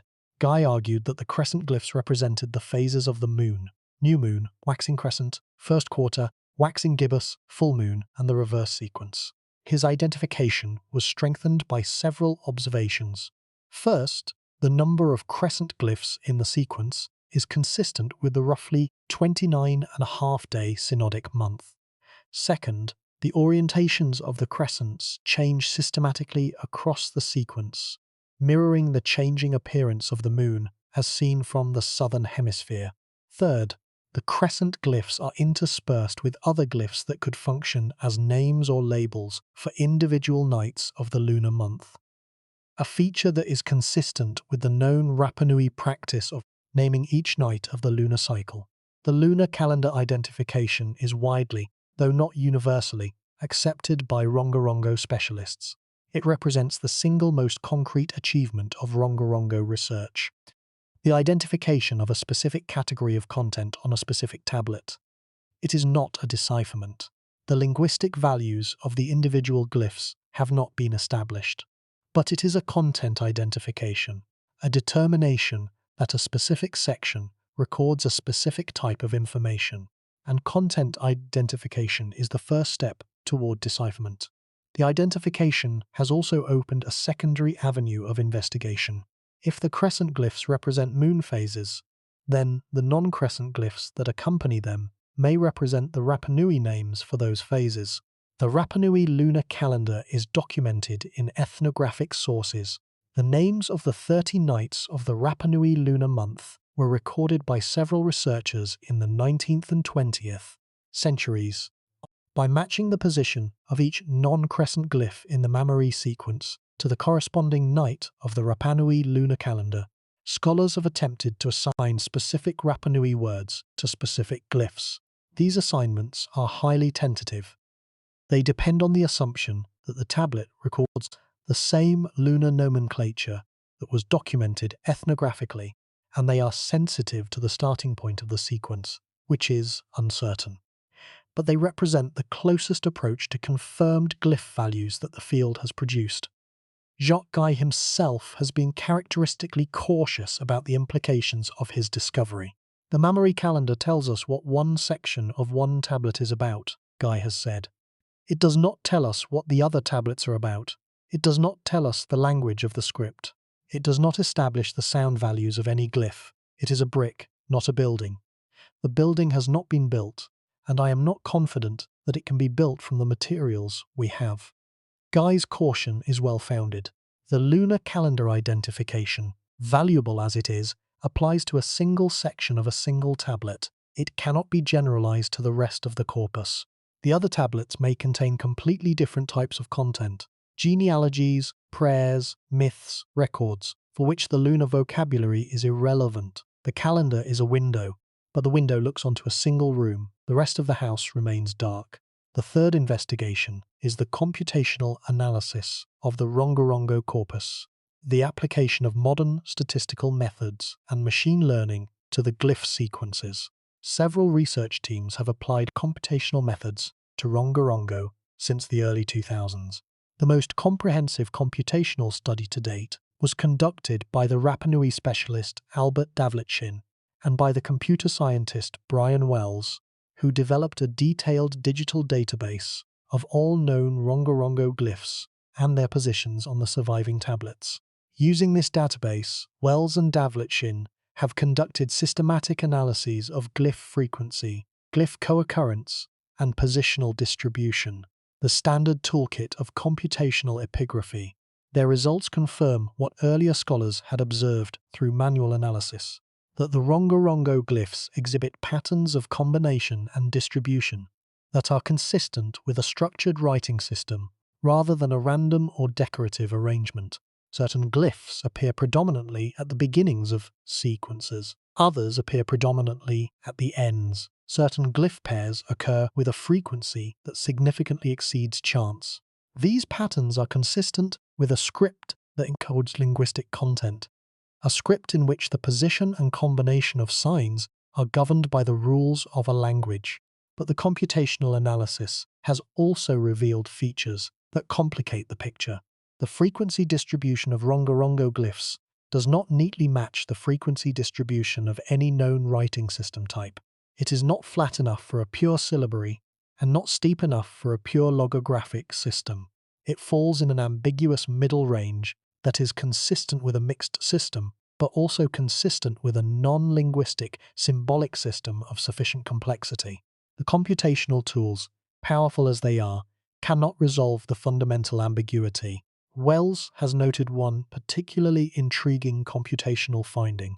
The Rongorongo corpus exhibits what statisticians call a power law distribution in its glyph frequencies, a pattern in which a small number of glyphs account for a disproportionately large share of all glyph tokens, while the majority of glyphs are relatively rare. This power law distribution is characteristic of natural languages. It is the statistical signature of Zipf's law, which states that the frequency of a word is inversely proportional to its rank in the frequency table. The fact that Rongorongo glyph frequencies follow this law is one of the strongest pieces of quantitative evidence for the script's linguistic character. But, as with all statistical evidence about Rongorongo, the finding is not decisive. Some non-linguistic systems, including musical notation, heraldic symbolism, and certain types of decorative pattern, also exhibit power law distributions. The presence of Zipf's law in the Rongorongo corpus is necessary for a linguistic interpretation, but not sufficient. It is a threshold that must be crossed, not a destination that has been reached. The computational analysis has also revealed an unexpected pattern in the way glyphs are combined into compound signs. Many Rongorongo glyphs appear to be composites, complex figures formed by combining two or more simpler elements. A bird-headed human figure, for example, combines a bird head with a human body. A fish with legs combines a fish body with human limbs. These compound glyphs could function in several ways: as logograms representing specific words or concepts, as determinatives providing semantic context for adjacent phonetic signs, or as ligatures, two separate signs written together to save space. Wells and Davletshin have attempted to decompose the compound glyphs into their constituent elements and to analyze the combinatorial rules that govern their formation. Their analysis suggests that the compounding process follows consistent rules. Certain elements can be combined with certain others, while other combinations never appear. This rule-governed compounding is consistent with a writing system and inconsistent with purely decorative carving, which would not be expected to follow systematic combinatorial constraints. But the compound glyphs also complicate the fundamental question of the glyph inventory. If compound glyphs are treated as single signs, the inventory is large, perhaps several hundred. If they are decomposed into constituent elements, the inventory is smaller, perhaps 100 or fewer. The correct treatment depends on how the writing system works, whether compound glyphs are single signs with single values or combinations of signs whose values derive from their components. Without confirmed readings, this question cannot be answered, and without an answer, the basic structure of the writing system remains uncertain. The compound glyph problem illustrates a broader truth about Rongorongo research, that every question leads to another question, and that the answers to the secondary questions depend on answers to primary questions that have not been resolved. What type of writing system is Rongorongo? The answer depends on the glyph inventory. What is the glyph inventory? The answer depends on how compounds are treated. How should compounds be treated? The answer depends on what type of writing system Rongorongo is. The logic is circular. The circle can only be broken by external evidence, a bilingual text, a confirmed reading, a structural breakthrough that provides an independent answer to at least one of the questions. Without that external evidence, the circle turns endlessly, generating hypotheses that are consistent with the data, but that cannot be distinguished from the infinite number of other hypotheses that are equally consistent. The recognition of this circularity has, in recent years, led some scholars to shift their focus from decipherment to documentation, from the attempt to read the tablets to the more modest goal of recording and preserving every physical detail of the surviving objects before they deteriorate further. The wood of the tablets is aging. The glyphs, however precisely carved, are subject to the slow processes of desiccation, warping, and cracking that affect all organic materials over time. The tablets in museums are protected but not immune. A comprehensive, high-resolution digital record of every tablet, including three-dimensional scanning that captures the depth and profile of each glyph incision, would preserve the physical data for future scholars who may have methods or evidence that we currently lack. This shift from decipherment to documentation is pragmatic rather than defeatist. It acknowledges that the current generation may not be able to read the tablets, but that future generations might. If the physical evidence is preserved in sufficient detail, the tablets have survived for over a century in museum conditions. With proper care, they may survive for centuries more. The data they contain, the physical data, the shape and depth and arrangement of each glyph, is finite and irreplaceable. Preserving it in the highest possible resolution is a scholarly obligation that does not depend on the success or failure of decipherment efforts. The fourth investigation takes us from the glyphs to the wood, from the text to the physical medium on which it was carved. The wood of the surviving tablets has been analysed using a range of techniques, including wood anatomy, radiocarbon dating, and stable isotope analysis. The results have been surprising. Several of the tablets are made not from native Easter Island wood, but from driftwood, wood that floated to the island from distant lands, carried by ocean currents. One tablet, known as the Small Santiago tablet, has been identified as carved from a piece of South American hardwood, possibly a species of Podocarpus, that does not grow on Easter Island and that must have travelled thousands of kilometres across the Pacific before washing ashore on the island's coast. The identification of driftwood is significant for several reasons. First, it demonstrates that the tablets were carved on whatever wood was available, not on a specific preferred species. The Rapa Nui used what the ocean gave them. Second, it suggests that suitable carving wood was scarce on the island, scarce enough that driftwood, which arrives unpredictably and in limited quantities, was the best available option. Third, and most intriguingly, it raises the possibility that some tablets may be older than the carving they bear, that a piece of wood might have been stored for years or decades before being carved, or that an older carved tablet might have been partially recarved at a later date. The radiocarbon dates of the wood, which range from roughly the 15th century to the 19th century, must be interpreted in light of this possibility. The analysis of the carving technique itself has also yielded significant observations. The glyphs were carved using a technique called incision, cutting narrow, shallow grooves into the wood surface with a pointed tool. The tool marks are consistent with obsidian flakes, the volcanic glass that was the Rapa Nui's primary cutting material. The incisions are typically less than 1 millimeter deep and 1 to 2 millimeters wide. Remarkably fine work for a stone tool. The consistency of the incisions across different tablets, the same depth, the same width, the same clean-edged profile, suggests a standardized technique, probably taught through apprenticeship and refined through years of practice. Some tablets show evidence of surface preparation before carving. The wood appears to have been smoothed, possibly by rubbing with abrasive stone or sand, to create a uniform surface for the glyphs.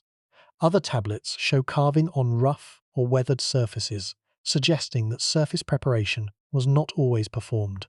These variations in preparation technique may reflect differences in the skill or care of individual carvers, differences in the intended function of the tablets, or differences in the quality of the available wood. The fifth investigation concerns the most troubling question in Rongorongo scholarship, the question of what was lost when the tablets were destroyed. The 26 surviving objects represent, at best, a fraction of the original corpus. How large a fraction is impossible to determine with precision. Herod's estimate of hundreds of inscribed objects in 1864 is the only quantitative data available, and it is rough. A casual observation by a missionary who was not primarily interested in the tablets. But even if Herod's estimate was exaggerated, even if the original corpus contained only 100 objects rather than several hundred, The surviving 26 would represent only about a quarter of the total. The lost 3/4 may have contained the very texts that would make the surviving quarter readable. The nature of what was lost can be inferred, to a limited extent, from what survives. The surviving tablets appear to contain several distinct genres of text. At least one probable calendrical text on the Mamori tablet, several texts that appear to be genealogies or lists of names, characterized by long sequences of similar glyph groups, and texts that appear to be continuous narrative or chant, characterized by more varied glyph sequences with fewer repetitions.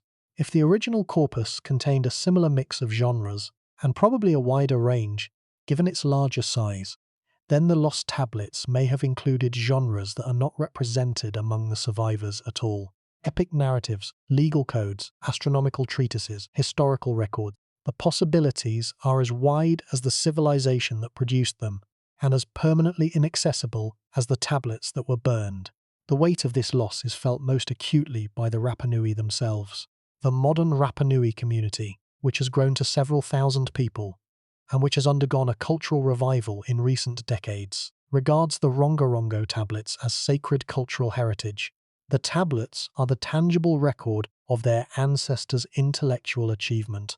They are proof that the Rapa Nui, a small, isolated, colonially subjugated people, created something that stands alongside the great intellectual achievements of the world's largest civilizations.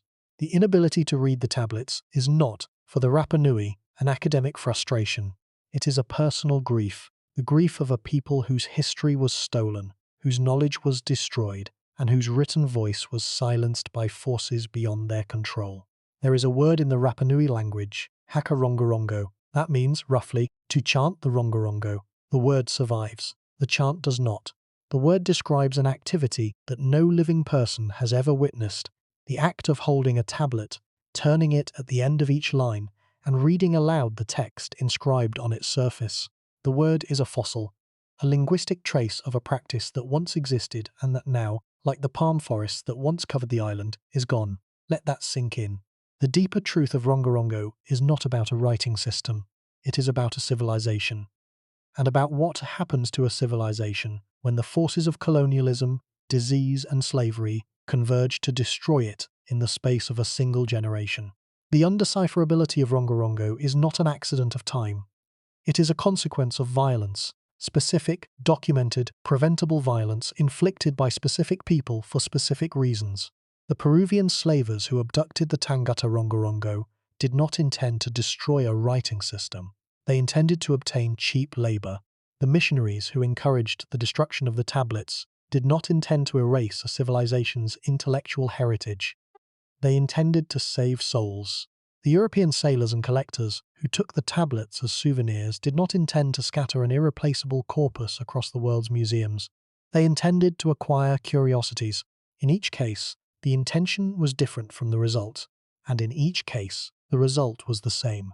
The destruction of a body of knowledge that had taken centuries to create, and that could be destroyed in years. The Rongorongo story is not a story about the fragility of writing. It is a story about the fragility of people, about the speed with which a human community can be destroyed, and the completeness with which the knowledge it carried can be lost. The comparison with other undeciphered scripts makes the Rongorongo case uniquely painful. Linear A was lost to the slow processes of cultural change over centuries. The Indus Valley script was lost to the gradual transformation of a civilization over millennia. The Phaistos disc was lost to the mystery of an isolated artifact.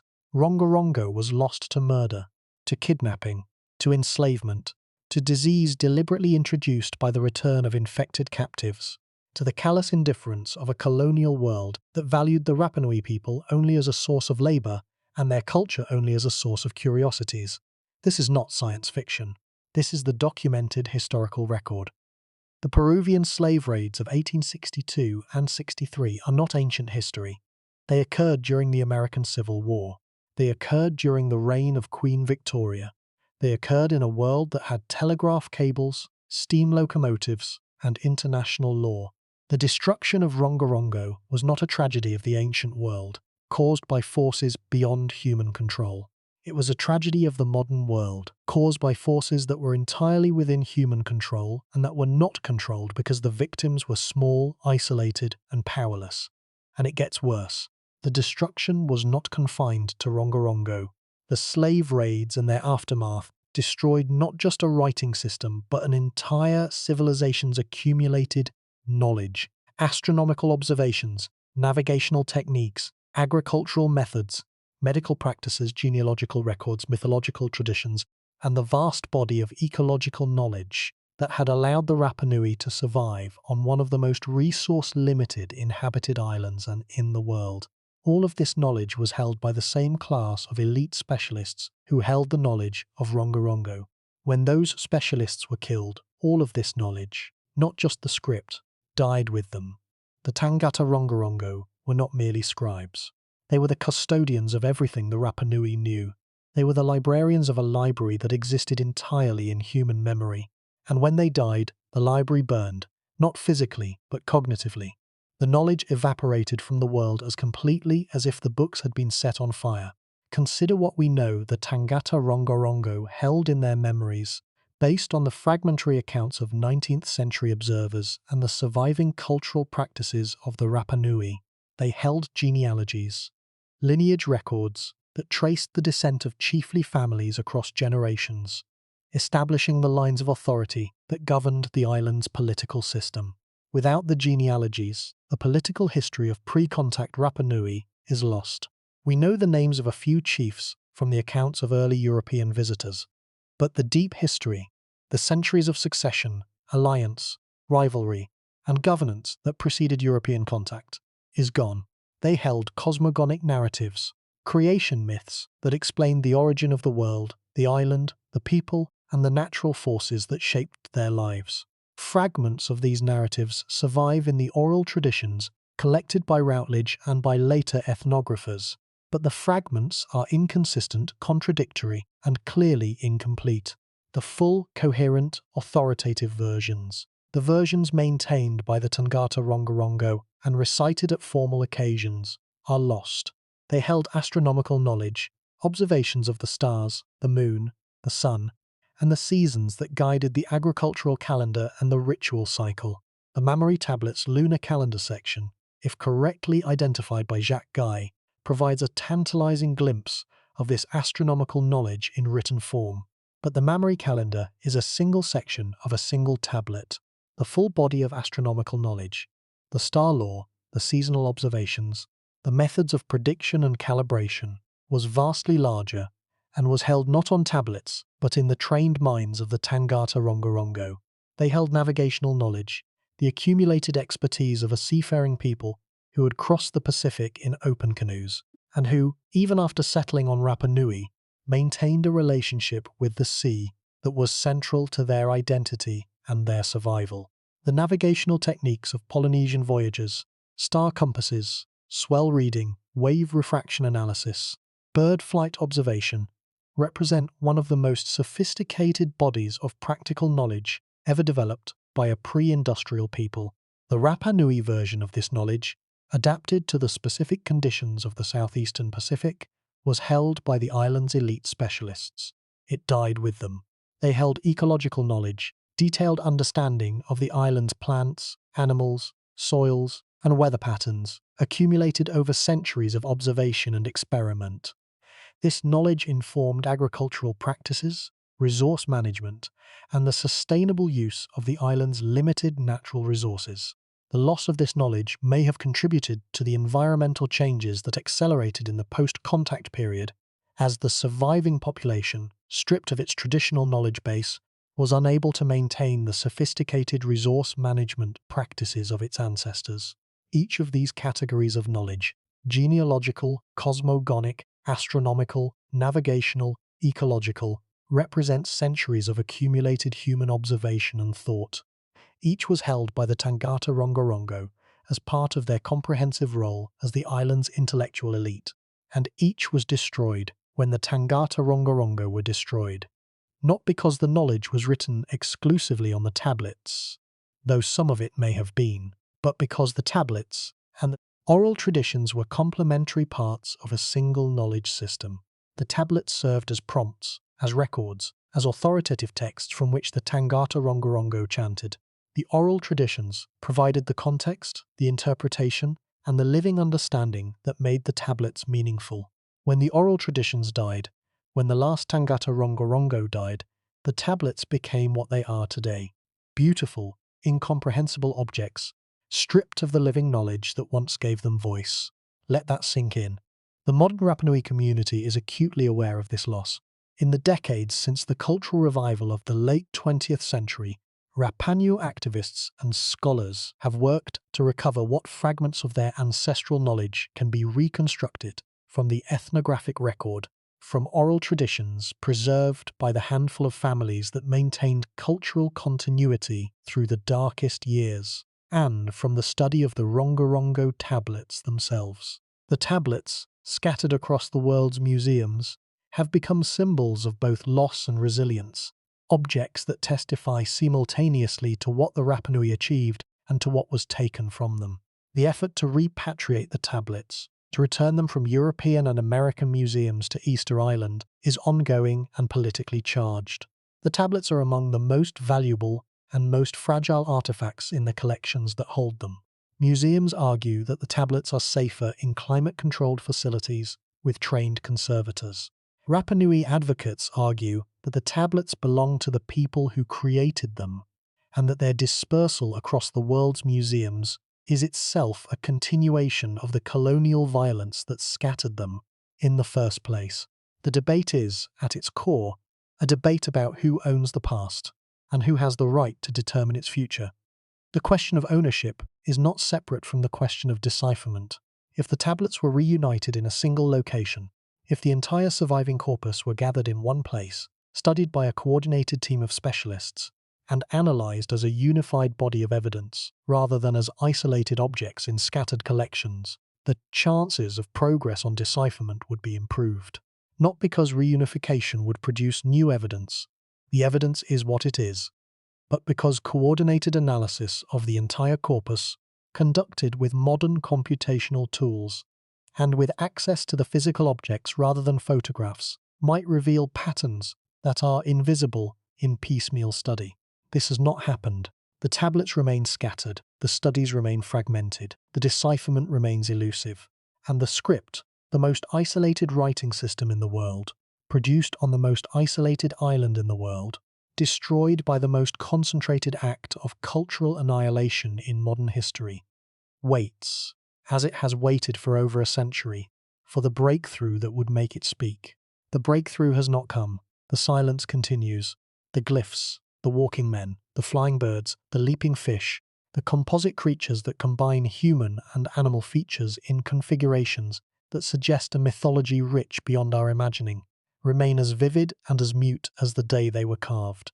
The wood endures, the knowledge does not, and the distance between the two, the distance between the beautiful, precise glyphs on the surface of the wood and the lost meanings they once carried, is a distance measured not in meters or years, but in human lives, in the lives of the Tangata Rongorongo, who were taken from their island and worked to death in guano mines on the other side of the Pacific, in the lives of the elders who died of smallpox without passing on what they knew, in the lives of the children who grew up in a world where the tablets were no longer read, the chants were no longer sung, and the knowledge that had sustained their civilization for centuries was no longer transmitted.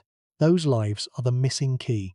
Those deaths are the locked door, and the door may remain locked forever, not because the lock is too complex, but because the key was human, and the humans are gone.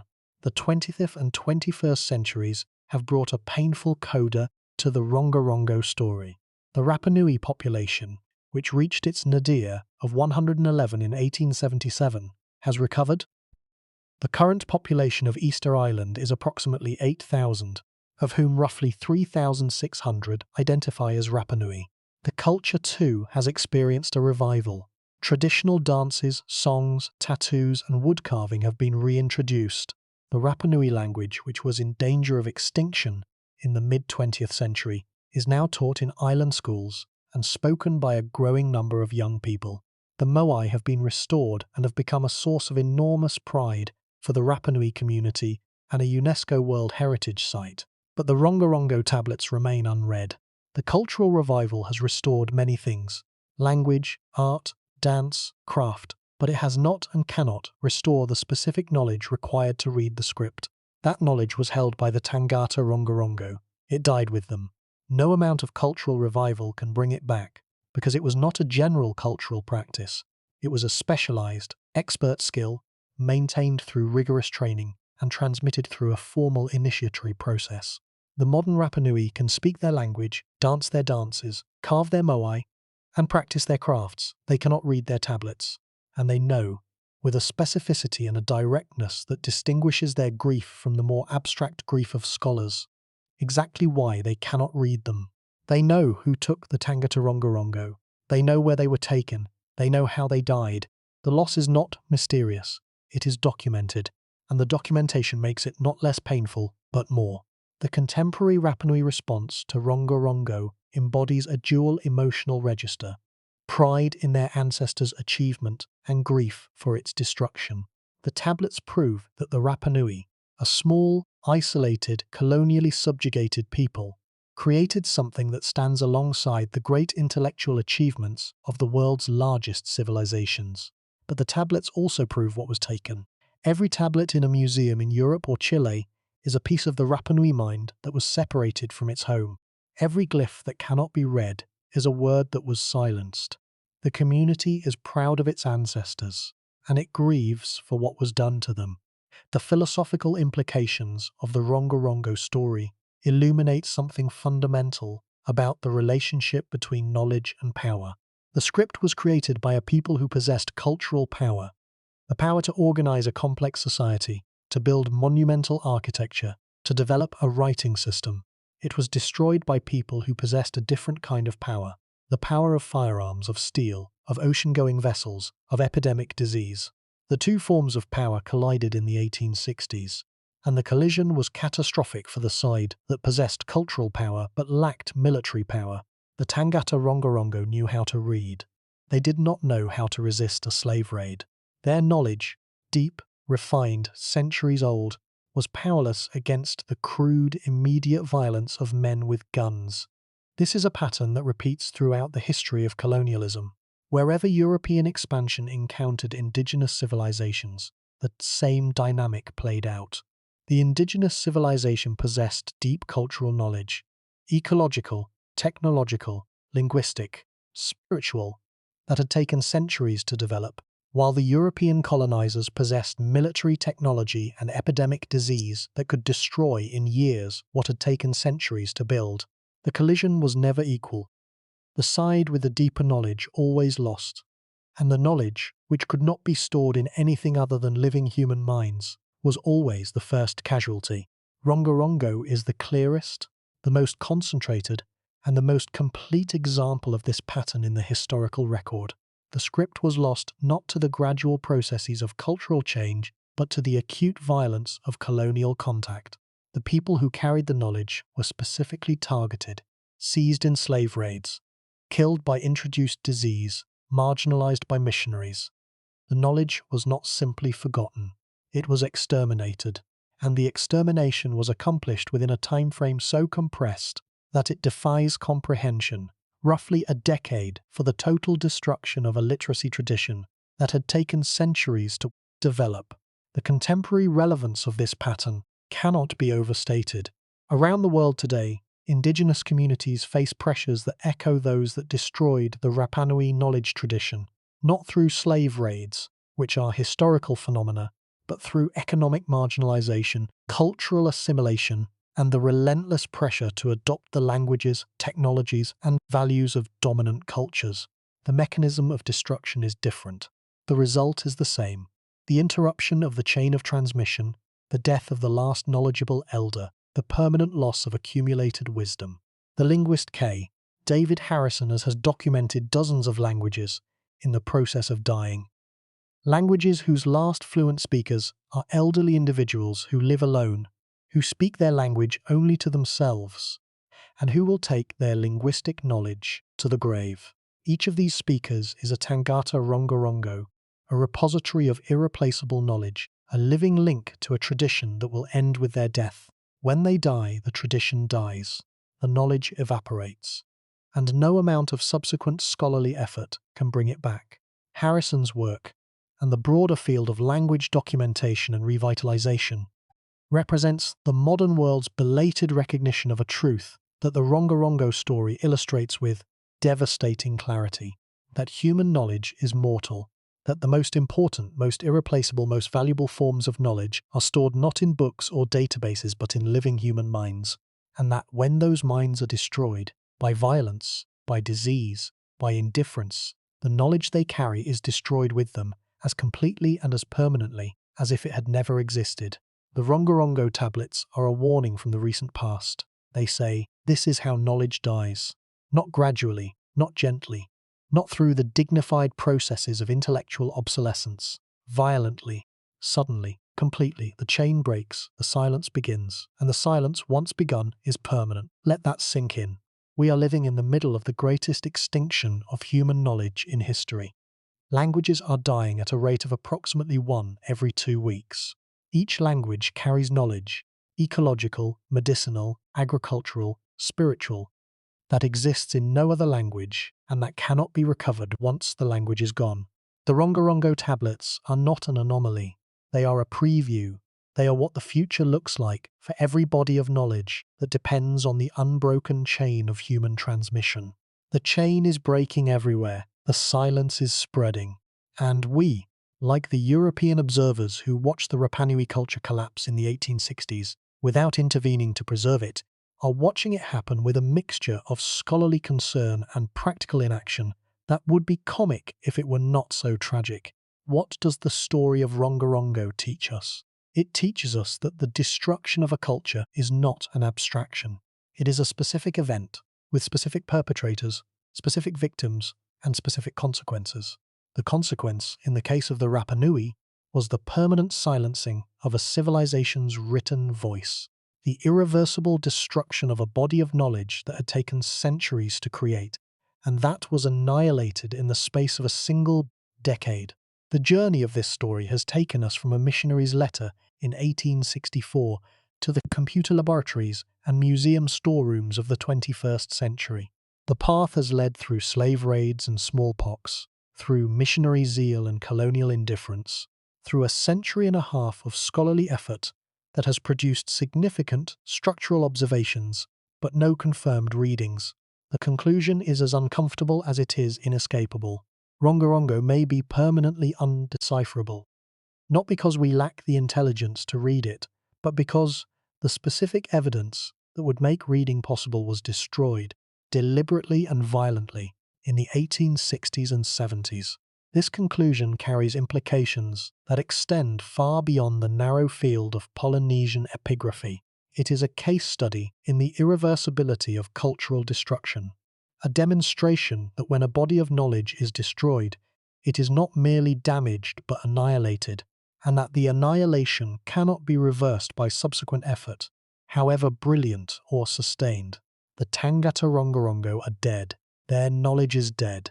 The tablets that might have contained the data necessary for decipherment are burned. The cultural context that would have constrained interpretation is dismantled. Each of these losses compounds the others, creating a cumulative deficit that no single discovery or analytical breakthrough can overcome. The situation is fundamentally different from that of scripts lost to the passage of time. When a script like Linear A becomes unreadable because its language died 3,000 years ago, the loss, while real, is the product of impersonal historical forces, linguistic change, cultural transformation, the slow erosion of institutional structures over centuries. The responsible agents are not identifiable. The loss is not attributable to specific decisions by specific people. It is a tragedy without a villain. Rongorongo is a tragedy with villains. The Peruvian slavers who organized the raids have names. The merchants who financed the raids have names. The ship captains who transported the captives have names. The colonial officials who failed to prevent the raids have names. The missionaries who encouraged the destruction of the tablets have names. The collectors who took the tablets to European museums have names. The loss of Rongorongo is not an impersonal historical process. It is the result of identifiable human choices made by identifiable human beings for identifiable human reasons: profit, piety, curiosity, and indifference. The knowledge was not eroded by time. It was extracted by violence. This distinction matters because it affects how we respond to the loss. A tragedy caused by impersonal forces invites acceptance, acknowledgement that some losses cannot be prevented and that the passage of time is inexorable. A tragedy caused by human choices invites accountability, the recognition that the destruction was not inevitable, that it could have been prevented, and that responsibility for the loss falls on the shoulders of those who made the choices that caused it. The Peruvian slave raids were not an act of nature. They were a business venture. They were organized by identifiable companies, financed by identifiable investors, and conducted with the knowledge and, for a period, the tacit approval of the Peruvian government. The fact that the raids destroyed a writing system was an unintended consequence, but the intent to exploit and displace the Rapa Nui people was entirely deliberate. The destruction of Rongorongo was collateral damage in a crime against humanity, and the recognition of that crime, which has come slowly, belatedly, and incompletely over the century and a half since the raids occurred, carries implications for how we think about the responsibilities of powerful nations toward the cultural heritage of peoples they have harmed. The effort to repatriate the Rongorongo tablets, to return them from European and American museums to Easter Island, is ongoing and politically charged. The tablets are among the most valuable and most fragile artifacts in the collections that hold them. Museums argue that the tablets are safer in climate-controlled facilities. Rapa Nui advocates argue that the tablets belong to the people who created them.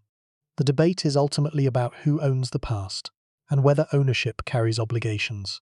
The debate also touches on the question of decipherment. If the tablets were reunited, if the entire surviving corpus were gathered in one place and analysed as a unified body of evidence, the chances of progress might improve. Not because reunification would produce new evidence, but because coordinated analysis of the complete corpus might reveal patterns invisible in piecemeal study. The tablets in Vienna have never been physically compared, glyph by glyph, with the tablets in Santiago. Digital photography has helped, but there is no substitute for direct physical examination of the carving technique, the wood preparation, and the subtle details of glyph formation that photographs cannot fully capture. The dispersal of the corpus is not merely a political problem, it is a scholarly barrier. But even reunification and comprehensive analysis may not be enough. The fundamental obstacles, the small corpus, the large and uncertain glyph inventory, the absence of a bilingual text, the destroyed cultural context would remain. The tablets, however they are arranged and however they are studied, contain a finite amount of information, and that finite amount is probably less than the minimum required for decipherment. The connection between the opening of this story and this moment is a connection forged in destruction. We began with Erod's description of hundreds of inscribed tablets in every household on Easter Island. We end with 26 objects in scattered museums and 14,000 glyphs that no one can read.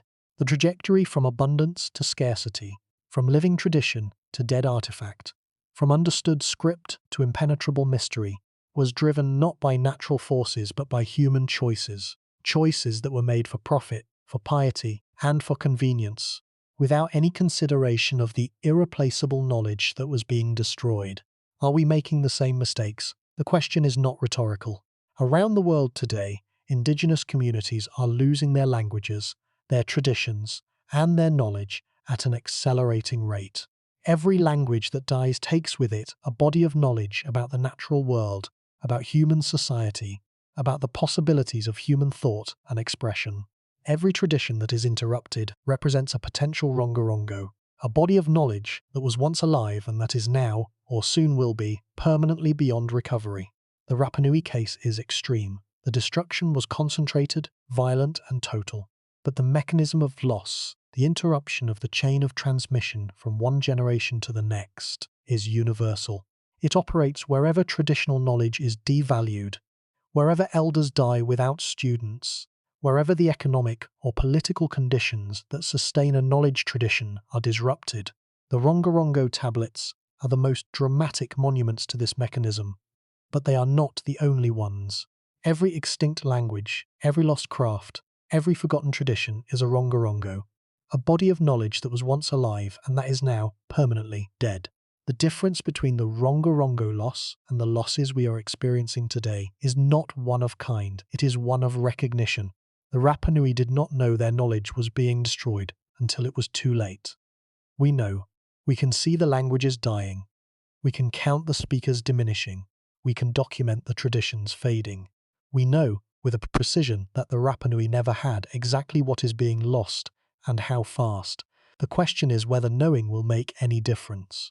The question is whether we will act on what we know, or whether we will join the long list of generations that watched knowledge die and did nothing to stop it.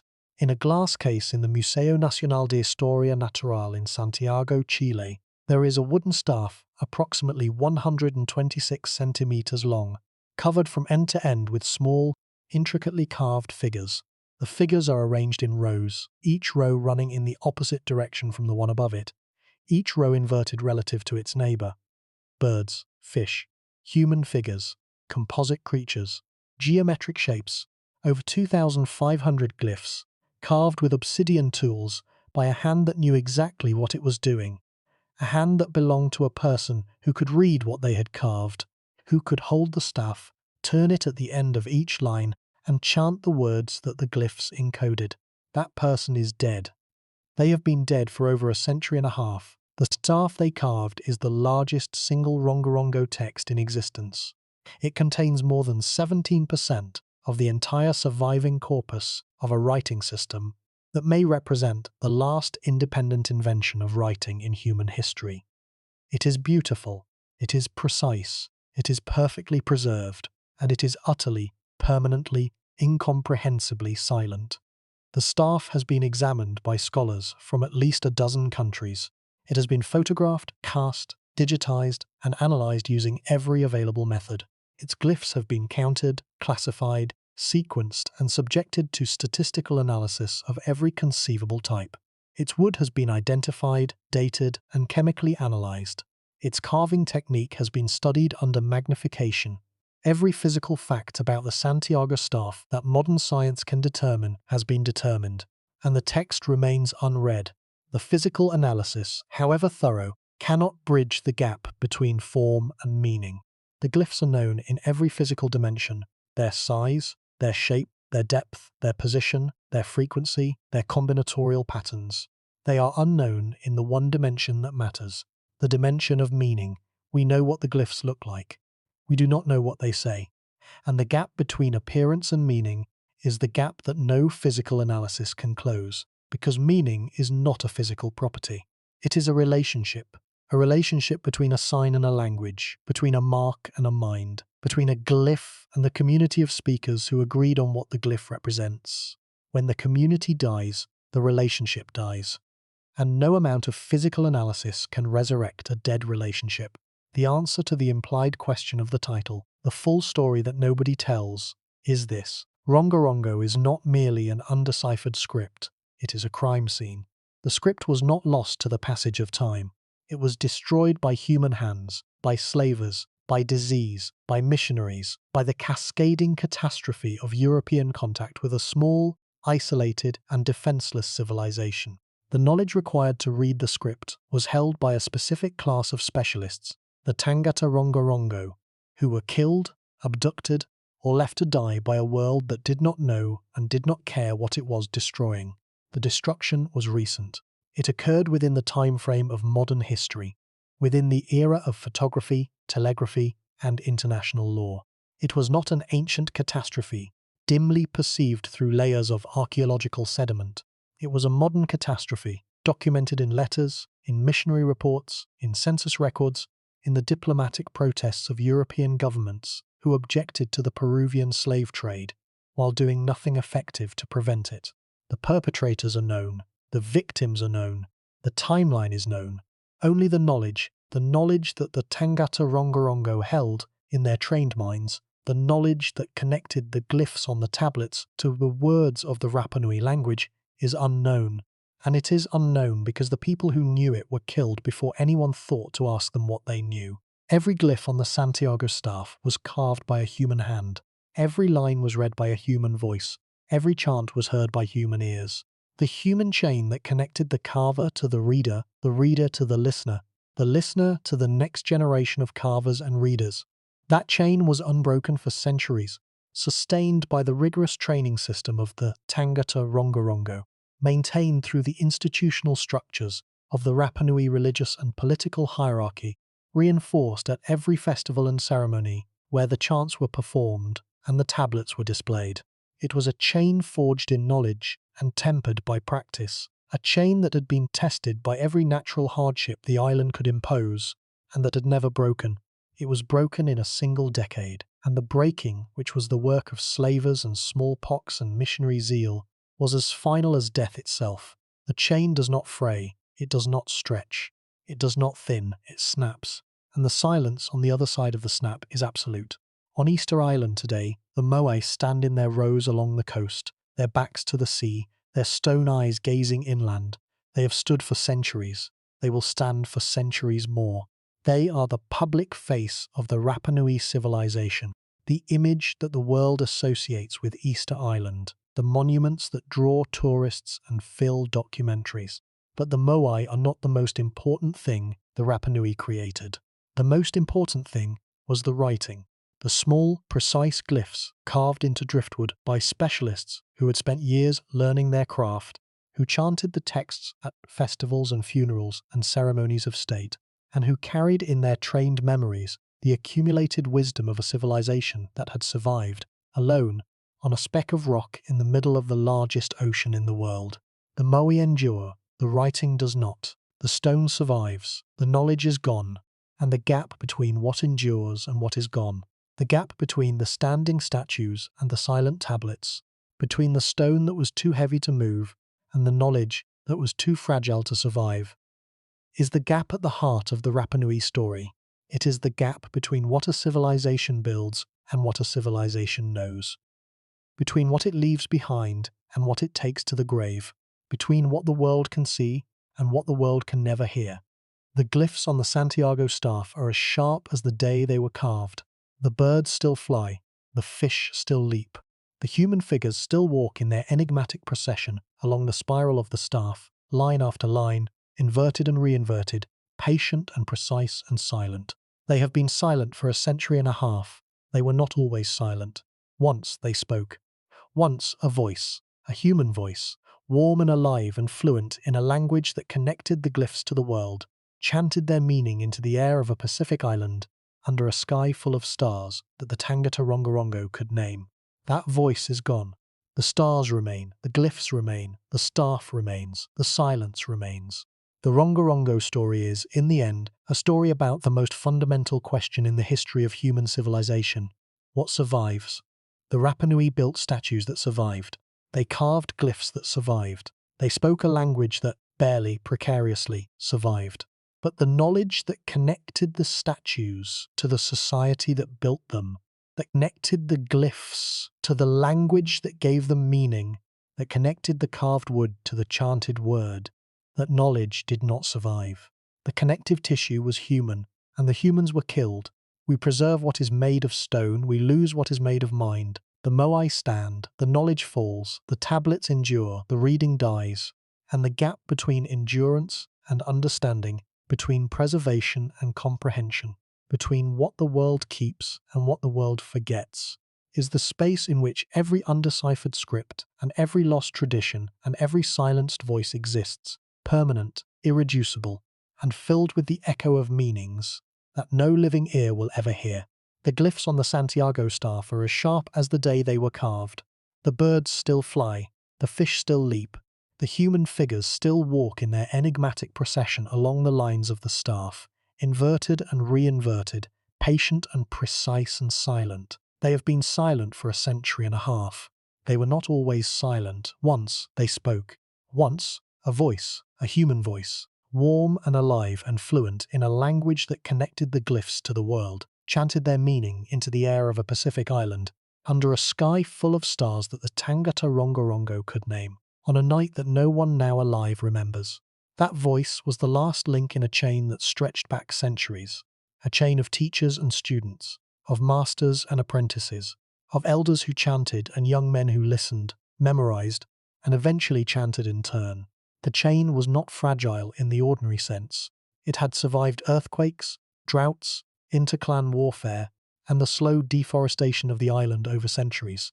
It was resilient enough to endure every natural challenge that Rapa Nui's harsh environment could present. What it could not endure was the challenge that no natural event had prepared it for: the arrival of foreign ships carrying men with guns, chains, and diseases against which the Rapa Nui had no defense. The chain that had survived every natural disaster was broken by a human one, and the breaking was so swift, so complete, and so final that by the time anyone thought to try to repair it, there was nothing left to repair. That voice is gone. The stars remain. The glyphs remain. The staff remains. The island remains, small and volcanic and impossibly remote, surrounded by the same ocean that has surrounded it for millions of years, beneath the same sky that the Tangata Rongorongo studied, named and carved into wood. The wood endures, the voice does not, and the distance between the two, between the enduring wood and the vanished voice, between the permanent glyph and the silenced chant, is the distance that the Rongorongo story measures. It is not a distance of kilometers or centuries. It is a distance of human lives, of specific human lives, the lives of the Tangata Rongorongo, the last literate members of one of the most remarkable civilizations in human history, who were taken from their island, forced into slavery, killed by disease, and erased from the living chain of knowledge that had sustained their culture for centuries. Those lives were the script's meaning. Those deaths were the script's silence. The wood remembers what the world forgot. The glyphs hold what the voices released. The tablets preserve what the hands once knew and the minds once understood. And the distance between the memory of the wood and the forgetting of the world is the measure of everything that was taken from the Rapa Nui people, and everything that can never be given back, and the silence endures.